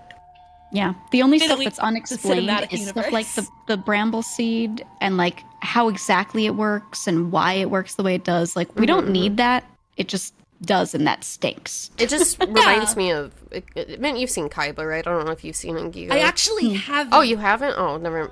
Never. I can't mention I it. know bits and pieces about it. It's like the one Yuasa series. I haven't actually watched all the way I guess through that's yet. why I assumed you had seen it. But there. Yeah, that's fair. There's something in Kaiba that reminds me a lot of the Dark Bramble and the way the seeds work. With the, I mean, they basically exist to take over and destroy planets. That's why I wasn't. Right. The anglerfish are they native to the Bramble, or were they native to the planet that got destroyed by the? I think it implies it's the Bramble. I think. I thought it was implied that they were native to the planet that the Bramble once was, but maybe not. Well, there's that anglerfish skeleton in Ember Twin. Yeah, and it's really Yeah. they said Which is why I thought it was launched there, because the planet that the Bramble was, we find shards of it elsewhere. So I figured that happened quite a long time ago, and then that anglerfish was lodged there a little bit before the Nomai got there, maybe? Yeah, that makes sense. yeah, that That does was my make thought. sense. I'm looking at the Outer Wilds wiki page, and there's just a singular page for death. It just says death. Death. There's a list of ways to die. Oh. But also, that's like a thing that I like about this game. It is not a game written to have a Wikipedia written about. Oh, it's not. So, like, that's the thing so many games get up in their heads about, where, like, yeah, if you know, need all of this lore or whatever. Perfectly Right. document everything that's already in the game when you can just go play the game. The game's director and writer in that No Clip documentary were like, they didn't want lore. They did everything that you read in the game is important to the actual narrative and not just background Which is fluff. what it is. It's actionable. I think it's the phrase that they use. Yes, they did Right, say right. that. The documentary was really Yeah. cool to watch. I really liked Great. hearing their point of Should views. put that in chat if you haven't linked that. Oh yeah, I can Yeah. grab it. I can grab it. Like a follow-up. Maybe I'll put it in like my Discord too. No clip. Outy Wilds. Here it is. Here it is. Here you go, chat. If you haven't seen this, it's really cool. Yeah, this is the like- one. Yeah, it's like 50 minutes long, but it's a really good watch. And they talk about the game development, and they talk to everyone involved. When I listened to the composer, I don't know if you guys know this fact. You probably do. You've watched it. I'll tell chat if they don't. The composer recorded himself from 7 years ago at game launch time, and he combined that with the final version of the song with the recent playing of the same chords, the same verses before the game was shipped out and stuff. So the last song they all play together, it has when he first recorded it, and it has when he recently recorded it. And I think that's really kind of a beautiful thing to put in the music for the game. You have that 7 years apart. It kind of even lends to the themes a bit. Yeah. I think it's really sweet. I love that. Fly around at Hemisphere, you see a big black sphere where the dark bramble inside assets are hidden. Oh, huh. Interesting. Oh, that's cool.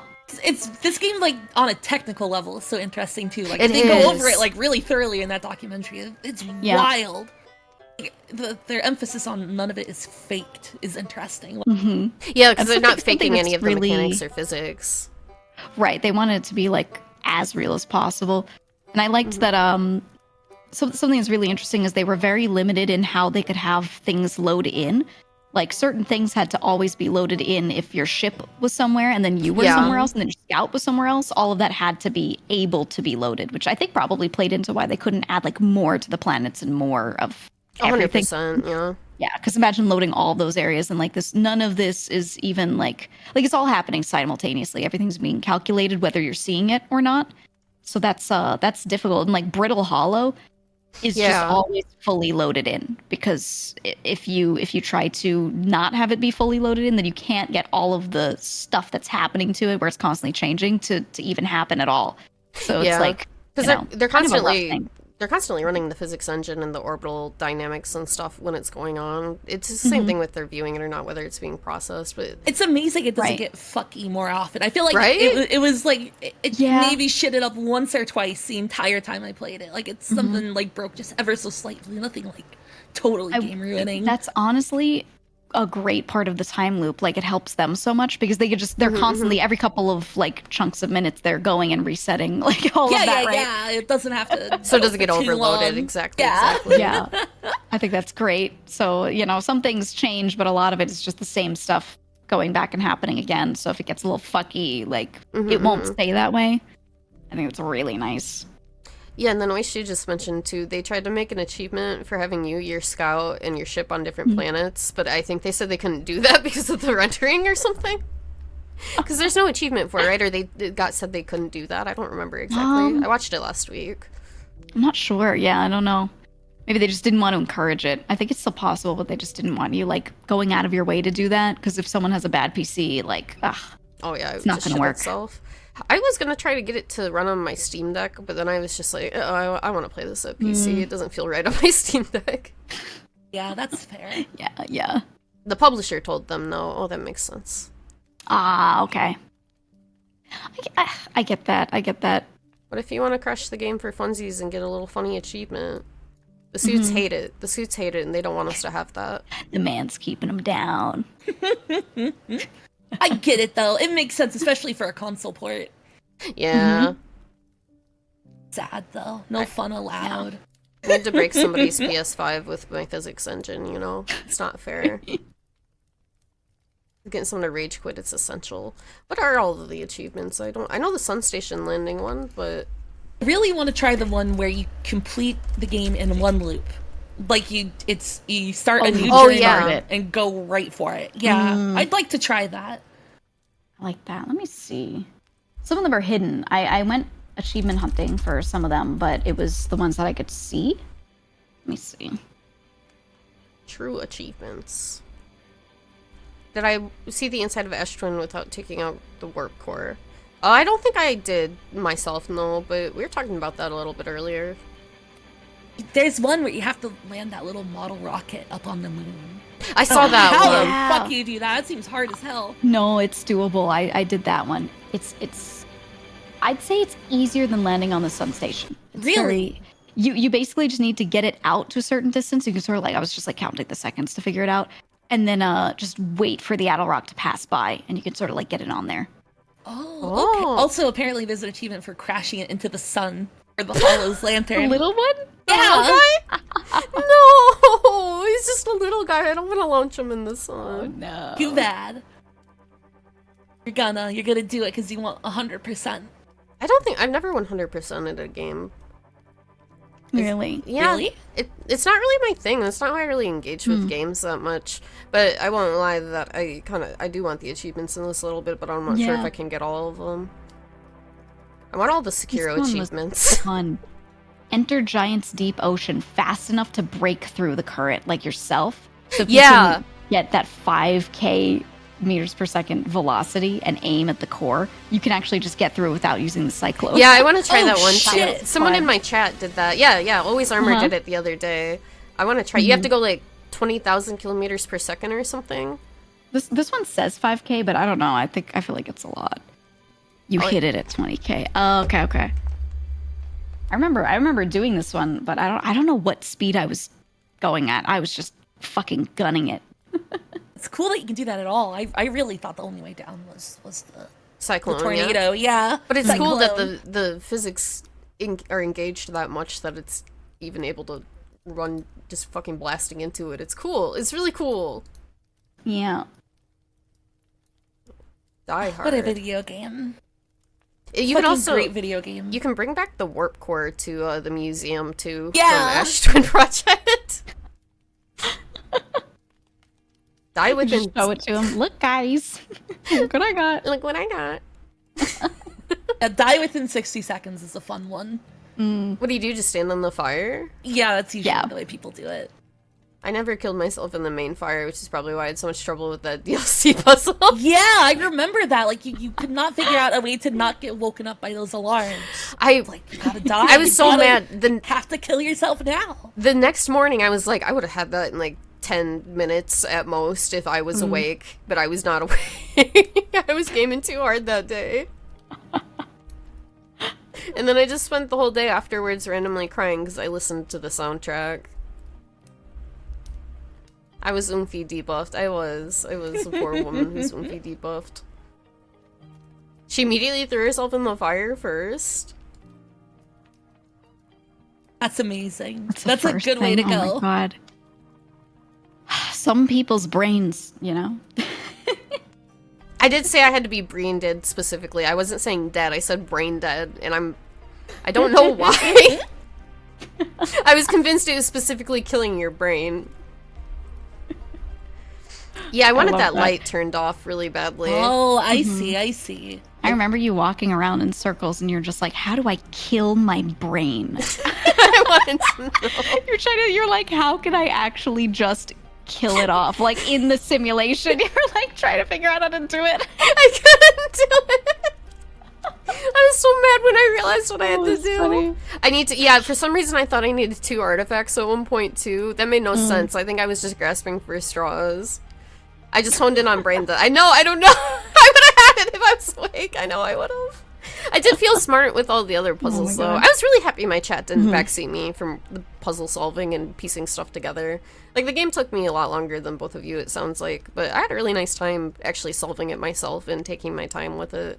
It was it was nice to watch through because it's like, I don't know, just hearing you sit there and talk about what you thought was happening and going and testing those things. I think more of your time was spent on you're just testing hypotheses that you had instead of just being like, well, I'll get more info. Like you were like actually trying it, you know? I was having fun trying to eliminate variables and figure out what was different and what wasn't. Yeah.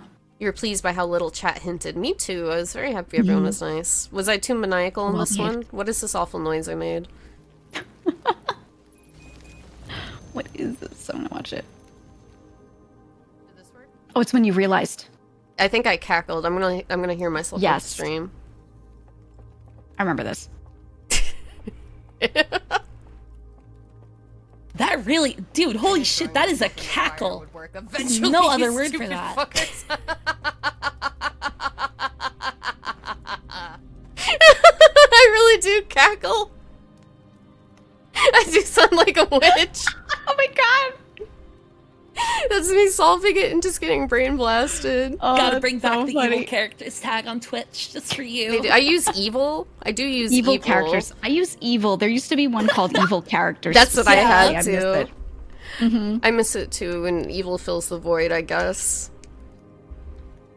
I can't help it. I just got so excited I figured it out after a million years. God, that puzzle. I would have had it. I'm being bitter about how it was like the 13-hour mark when I realized. I think you fully understood. I think you completely understood, and it was literally just the tiredness. Yeah, 100%. Tubular. Oh, you have to. You make tags. Yeah. Twitch got rid of like the set tags and you just write on your own. Like good characters, neutral characters, and evil characters were their own tags for whatever reason before Twitch let you do whatever. There's an achievement called Tubular. You ride the face of a wave for 16 seconds on a raft in the DLC. Yeah, that one's fun. How do you do that? Did you do it? You need to get the raft up to the dam and just fucking go for it. Oh. It's fun. Apparently one where you swim through the dam grate. I didn't even know there was one. I didn't know you could go through it. Yeah. I achievement hunted like the base game stuff. I didn't do all the Echoes ones. Yeah, there's a lot of it for the Echoes. Fucking Breath of the Wild achievement in the DLC. Korok seed somewhere, apparently. On top of something somewhere, yeah. Oh, you can burn the slides yourself in one of the campfires for an achievement, too. Oh. Reach all 3 forbidden archives in a single loop without getting caught. That's... Oh god. I don't know if I can manage that one. This one's really interesting, and I wonder if people try this because they thought it was something cool, but attempt to use the artifact at a normal campfire. It's called Simulation Hypothesis. I wonder how many people actually, like, thought of that. I didn't think of that at all. Yeah, I was just like, oh, these are their special fires. I wonder if, They were like... fucking green. Yeah, they were exactly. green. They look like fucking Soulfire. I wonder if people, like, thought about that and were like, oh my god, what if the world something, and then... Yeah, I wouldn't have even thought to do that. But I guess if you just go to the stranger, grab the artifact, and piece back out on your ship, you could go test it out on Timberhearth or something. That's neat. Fire arrows. Artifact prototype. Oh yeah, I didn't know you testing could those? use that. Doesn't one of them blow up, and Huh. that's how the seal got opened in the one portion of the stranger? Because Yeah, they I tried think it and it just so. exploded. Right, right. You can use it once. 1 in 900. Oh, there is. Huh. Yeah, the Korok. What? Yeah, it's a weird one, I think. Oh, Kind of cute. a 1 in 900 chance. Prototype art. What is the prototype artifact? Like I don't even remember being able to pick something like that up. Yeah, it's two in, different ones. There's. Yeah. Remember, there's 3 rooms, and one of the rooms was blown out, so you can enter it from the outside of the stranger, right? And those 3 rooms, they were testing the different hypotheses on how to enter the mainframe, the matrix, with the lamps and stuff, so that they were shaped a little differently. There was 2 different artifacts that were also used. Okay. And the one that Right. blows up is the one that blew a hole in that wall. Okay, that does make sense. Understood. You end up in the simulation for a bit, then you explode. That's even better. I love that. I want to do that. I should try that. That's cool. There's an achievement. I don't know what this looks like at all. You can get caught if you set the lantern down and then run into one of the strangers and get caught by them. It says, "Ouch, my bones." I got Do they that. like kill you? They snap I your guess neck they instead would. of snuff the flame out. You hear a really gross neck snapping noise. They snap your neck. They That's snap. awesome. idea. Yes, they just straight up snap your neck, and I really wish they had just blown out my candle, but no, they just fucking kill you. Oh, ooh, that's very peaceful and hippie-like and cool of them. They're very, Yeah, very absolutely. cool of them. It's so interesting. They just don't want you to enter their space at all. They want to live in their dream. Yeah. I like that. They're called the strangers, but then we're the stranger to them. You know what I mean? Like, Yeah, their exactly. specific naming choice is very. I think that's very interesting because it's if anything, we're the scary ones. Yeah, no, exactly. They're kind of scary looking though. I think they're cute. They could be a little scary. I feel like that one I don't slide think where it's showing the fellow observing the eye of the universe and like fucking He soy jacks. he's soy Jackson and like the scary like energy coming out of the fucking telescope and his eyes go all black. That's a little scary. I think they're Oh yeah, kinda cute. their eyes are like reflective. So when you're shining light at Yes. them, they're bright, and then when you're not, they're just completely black. That's cool. It's really cool. I do like the way that they used light in the DLC. I wish it wasn't so spooky in a few parts, like I said, because I saw a few people mention that when I was talking to my Discord that they felt it was a little out of place. It really didn't actually bother me that much, but I did find the use of lighting in light puzzles really fascinating. I think it made sense because again, it was like I think they make it. I think that's a juxtaposition again. I think it's when you're finding out information when you're just dealing with the no-mice Yeah. info. That's supposed to be a wonderful discovery. You're so happy to discover these things, and then in this DLC, it's all scary and it's all stuff you kind of like do and don't want to find out. You know, in a way, Yeah, you're yeah. quote unquote better off knowing. You know, that kind of stuff. So I think it's like facing fear to learn the truth. Yeah, that's a good right? way to put it, because that's basically the whole moral of the DLC is the prisoner is the only one who's willing to face the truth of the matter and what was going on. Right. So you're like carrying out his mission instead of like when you're doing the no-mice stuff, right? You're carrying out everyone's mission, and then when you're doing the DLC, you're just carrying out that one guy's mission rather than like all of them. Yeah.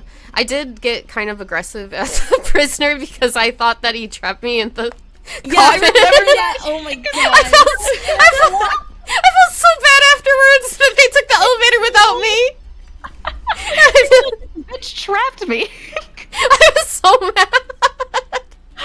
And then felt you so bad. immediately I did the exact same thing. I saw their footprints and walked right into the water right after watching the last slideshow. I I thought he ditched I me. watched it and I was like, I remember that where you see that they go into the water and you understand that like he ended his life, right? Yeah. I saw that and I was like, me too. And I also just walked right in. I think I accidentally walked past it at first, too. Yeah, you did. I did, yeah. I was in your chat begging you to go back. I I was appreciate like, that you did. "Please." It's like, go look at the footsteps, bro. The little theme that plays when you're watching that last slideshow is so cute too. Like just Yeah. hearing it makes me fucking tear up, dude. Yeah. Oh, So good. I feel bad I was so mean to the prisoner when I thought I was getting trapped. Because they're oofy. What is it next time said a few ago? Yeah, the prisoner saying, I hope our fear didn't stain your minds. And I think that is a lovely line. Right. Because it does kind of, fear in your perception of what's going on with the stranger is, like we were discussing a bit ago, it's a big part of it thematically and what it is. And you can't let fear bring you down. You gotta move forward. You gotta, all good things come to an end even if it's scary. I think that's something the DLC hammers home. Oh, absolutely. But, like, not evil for what they did. Nope. No. It's human. It is very I would human. say. Yeah. They may be I aliens, guess it's just but a different human. way to process it, a different reaction, which is, again, very normal. Yeah, exactly. I definitely empathize more with the strangers than I do the Nomai in terms of accepting that kind of thing. Honestly, like, I would freak out. Yeah. I would, like, no question. Being alive is a lot of fun. So, like, you know, having visible punctuation to the whole thing out in space would be scary. It would be. Yeah. And especially if you don't know what to do after that point or you can't accept it. I mean, the universe would have just completely ended, right? If we didn't have the Unfi helping birth the new universe. There wouldn't have been... I'm kind of fuzzy on the details of that exactly. It just wouldn't have happened at all if we didn't have the time loop, right? The universe was just going to end if we didn't have that going on. It's implied that the Eye of the Universe hung out from a previous universe. Yeah. I think. Like, it's older than the universe It's itself. the thing that is quantum and allows the universes to do this each time the universe is ending. Yeah. It's implied, I think. They don't really explain that, though. But it is older, so we know it's done this once before. So I guess the implication is, okay, this is one giant cycle, and this will happen every time. Assuming someone observes. It just needed someone to observe it. Oh, okay. Yeah. That's the implication. But that's makes more like sense. fuzzy. That's all assumed off of fact, but not like told to us. That makes sense. It's one of those things where it gives you a little bit of information and you can kind of piece together what you want out of it based on what you already know. I do like when Right. things don't get super over-explained, because especially with science fiction, you can really make your story worse if you give too many Yeah, details. dude, you don't need techno babble. Absolutely not. As fun as it can Right. be. Yeah.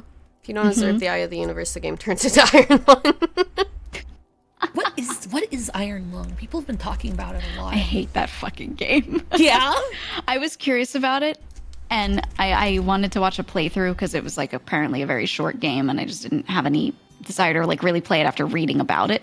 So I watched Markiplier's video on it, of all people, and I thought it was making a a cool movie or something? concept. Is he? I thought... I genuinely almost said Markiplier again. Markiplier, I'm pretty sure is directing or at least bankrolling an Iron Lung movie or something. my That's God. why I... As That's a why I movie, know it could be about cool. I think like the way it's written and what it's about is really neat. It's just the game itself is not my favorite. I don't know. I was just looking at it. I was like, okay, I'm glad I didn't play this, but it's a really neat idea, and if it were made slightly better, it could be real good. See. Oh. Directing it. Markiplier is a director now. He's I see. Wow. Wow. The game is a Yeah. vehicle for the lore. Oh, that makes sense. Mm-hmm. Minimal Yeah. restricting and design. Oh, okay. I was looking on the Wikipedias. Right.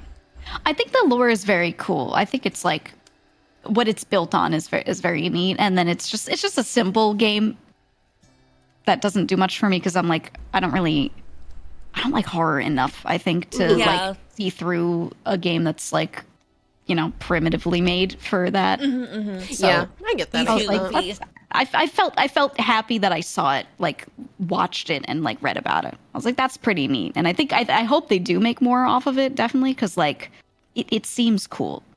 Yeah. I haven't heard of this, but I thought when Iron Lung was said, it was like an actual Iron Lung, so it made me laugh. But now I realize it was a video game. I was like, oh, that's wild. Why am I like this?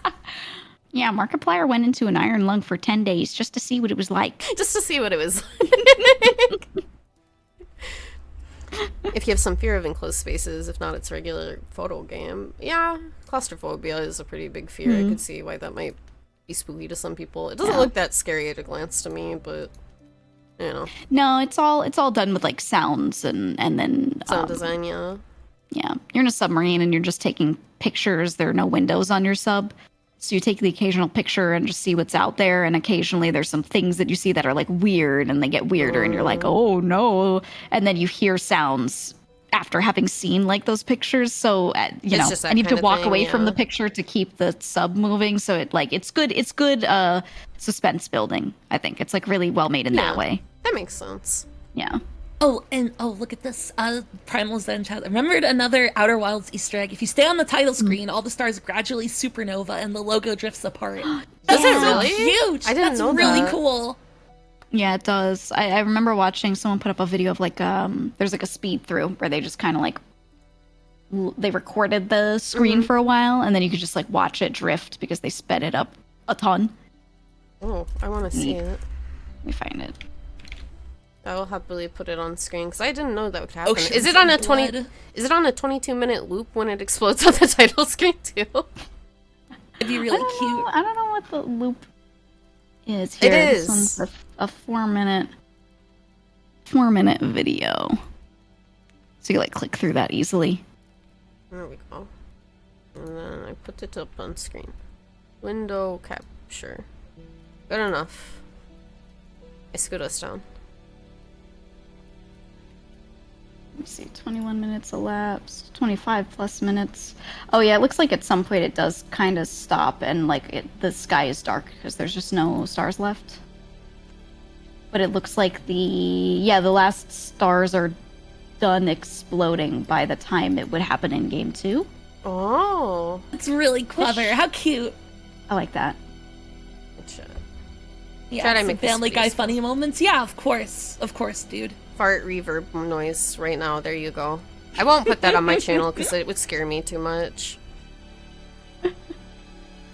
Outer guy. The reverb fart. The reverb fart just hits a frequency that's so like solid that no matter what you're doing, you're gonna hear it. It's gonna pierce through all other sounds, even if game sounds loud. So like no matter what you're doing, if you play that fart, the streamer will hear it and it will be loud to them. It's fucked up. Same thing with like the gunshot one. That one I don't have. But the Gunshot one. That I would don't know the scare gunshot me. one. A lot of people have the gunshot sound and sound alerts. It sounds like a gun going off, but like very close to you. It has a very like God. sharp sound to it. I Jesus. don't like that. Ugh. That would make me panic. Oh no, I would have a panic attack instantly. Yeah, that one's icky to me. The don't logo like that. does just keep breaking apart. Mm-hmm. It's like drifting. Whoa. Yeah, you start seeing all the supernova and everything. That is so cool. So even if you're just taking your time starting the game, you're gonna see what happens in the game really fast.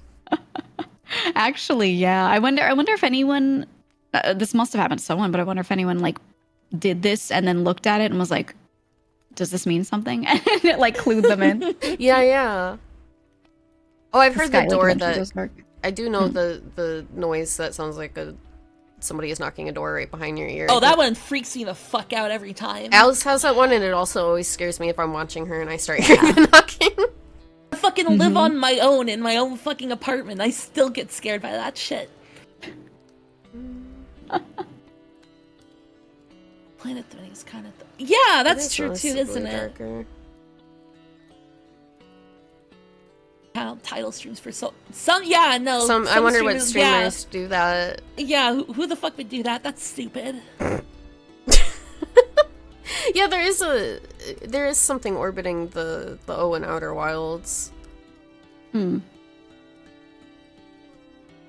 That's cute. All I don't think I've ever been on the screen for more than like a minute. Yeah, same. I always just start. I never the would have game known. up. Yeah.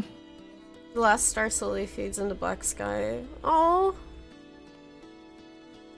that is cool. What a cool detail to even add to your title screen. cared. They really cared. Everybody care. involved really cared. They all cared about the game they made, and that's why it's so wonderful. You can make a good video game if people give a shit about what they're making and don't make a soulless product just to put out on shelves for people to buy.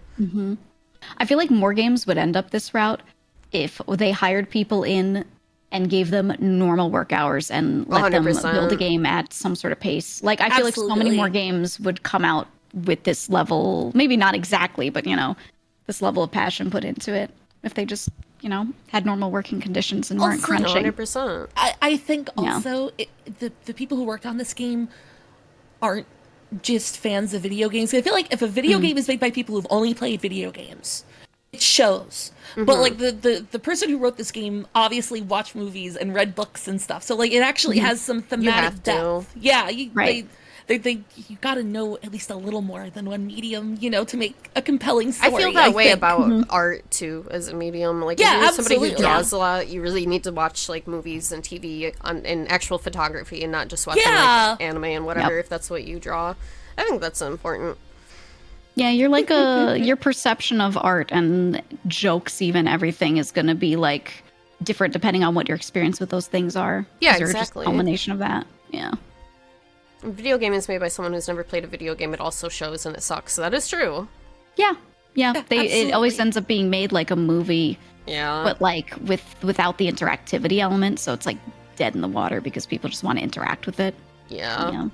Don't be a David Cage. Exactly. Don't be a Simply David Cage. enjoy all Right. sorts of different art. That's what you should do. Yeah. You should look at lots of kinds. Pretty easy. Art's a wonderful Yeah. thing, and we're lucky enough to be able to engage with art in a giant scale, given the internet and everything. You can just look at everything at any time. You can get Okay. any music, movie, painting, anything. You just do that, like right now. Amazing. It's great. You can right now go bother every single one of your friends and tell them to play Outer Wilds. Yeah! Yeah. Should. You have the power of Become a sharing. crossroad. it. Proselytize for this and fees. I am. I'm gonna get so annoyed about this forever and ever and ever. I love it. I think the thing that I keep hearing back from people that I told to play this, they're like, "Thank you for telling me to play this. It's great." Blah blah blah. But then they're always like, "This ruined a lot of other games for me." Yup. Right. is what they Oh, say. 100%. And I'm like, "Ugh, I get that. Completely understand." Because you just it wears off. But for the next couple months after playing this game, everyone has this horrible feeling when playing new ones. They're just like, "It won't be Outer Wilds." It's not the Like, same. It's really not. Mm-hmm. Yeah. And really, all I can do is convince people to play it and watch them, and then just talk to them about it. That's the only way to engage with it after you finish it, I feel, because there's only so much you can do within the game itself. Like, for me, it's this and Disco Elysium, and this is a way easier sell to Disco Elysium. Oh, I 100%. think. Yeah. I adore it, but Yeah. like... I love it too, but you're right. Did I tell you my friend's like 10-year-old son was playing Disco Elysium for some the reason? wokest 10-year-old imaginable. It kills me. my God. I think that's so funny. I was talking to her. I was like, "Does he understand it?" Yeah, I don't...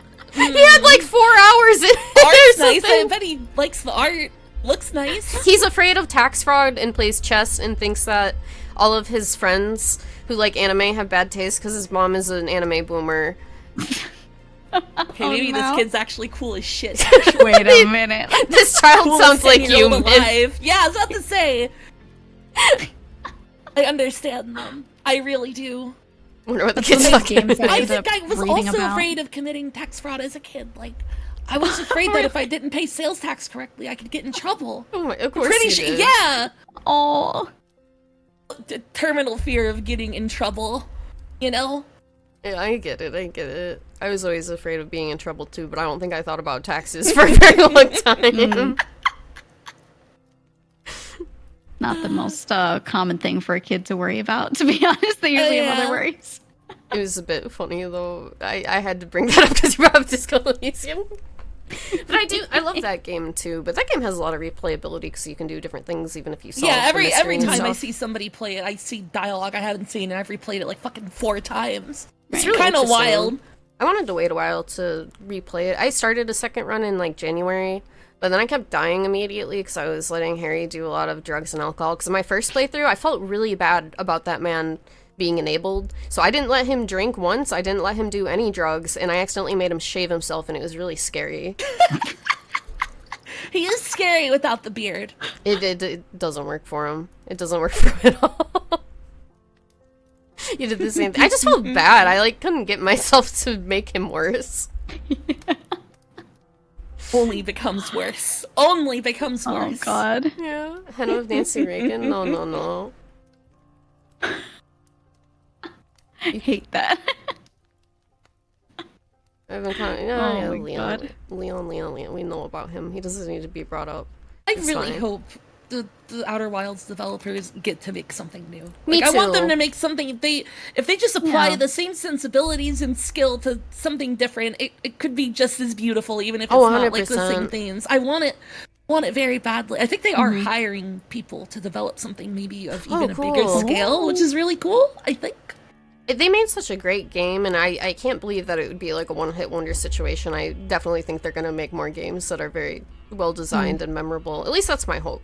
I do have to wonder how it did financially, but beyond that, like I'm sure they can make something else, right? They got to be able Yeah, to. no, I'm 100%. seeing that they are currently working on their next game, apparently. It will not be a sequel to Outer Wilds, Good. which is probably great. Better than... I mean, I don't need a sequel. The more I'm thinking about it, like, yeah, they could cut something up with the new universe. I don't want a sequel to Outer Wilds at all, I don't think. I just want another game by them. I want to see what they do. I want to see Yeah, what if they just make. bring those sensibilities over, it'll be good. It's Right.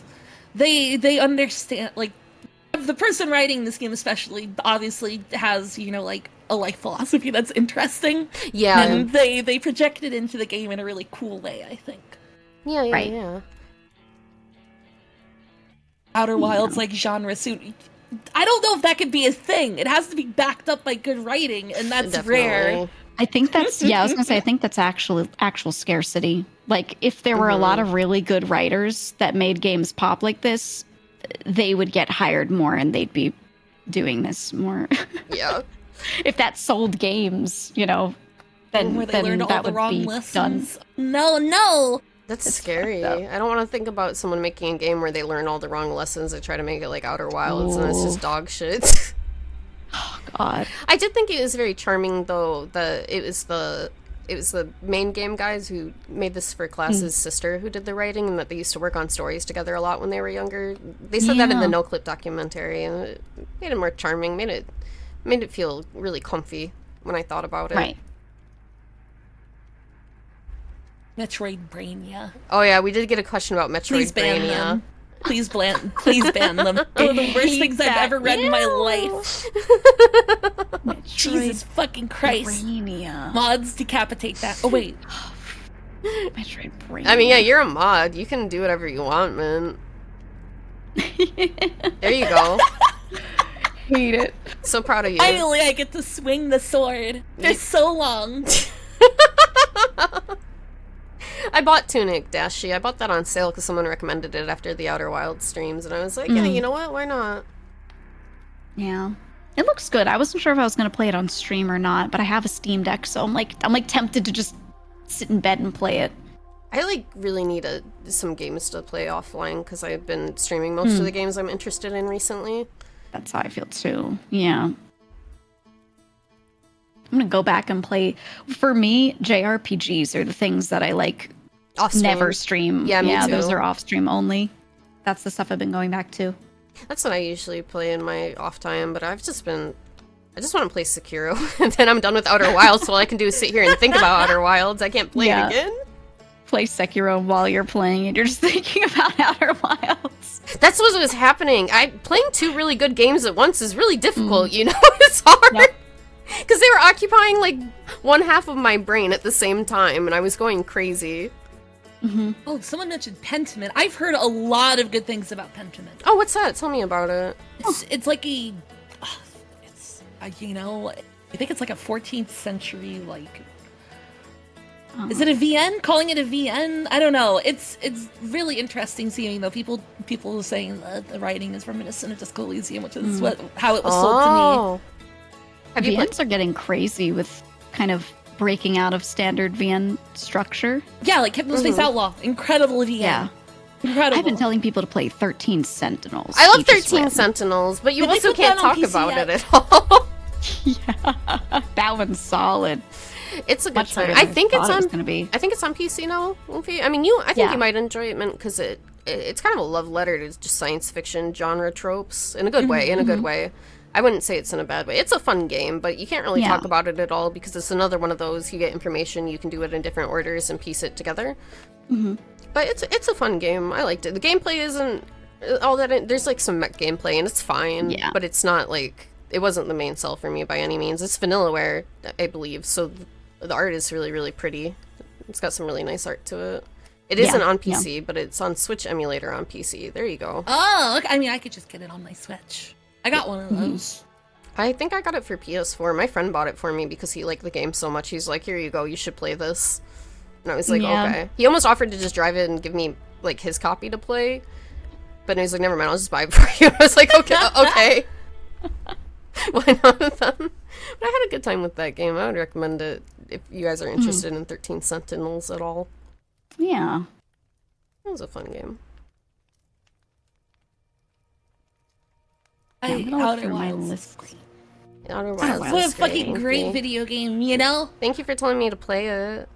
I'm really happy that you did. I'm so happy that you did. I'm happy that it like ended up genuinely meaning something to you. Oh, it means I a don't lot know. to me. I don't know. It really like it did mean something to me. It really did. You know? Yeah, it means something to me too. I feel really, it's really special and close to my heart. I think now I really Yeah, love it. absolutely.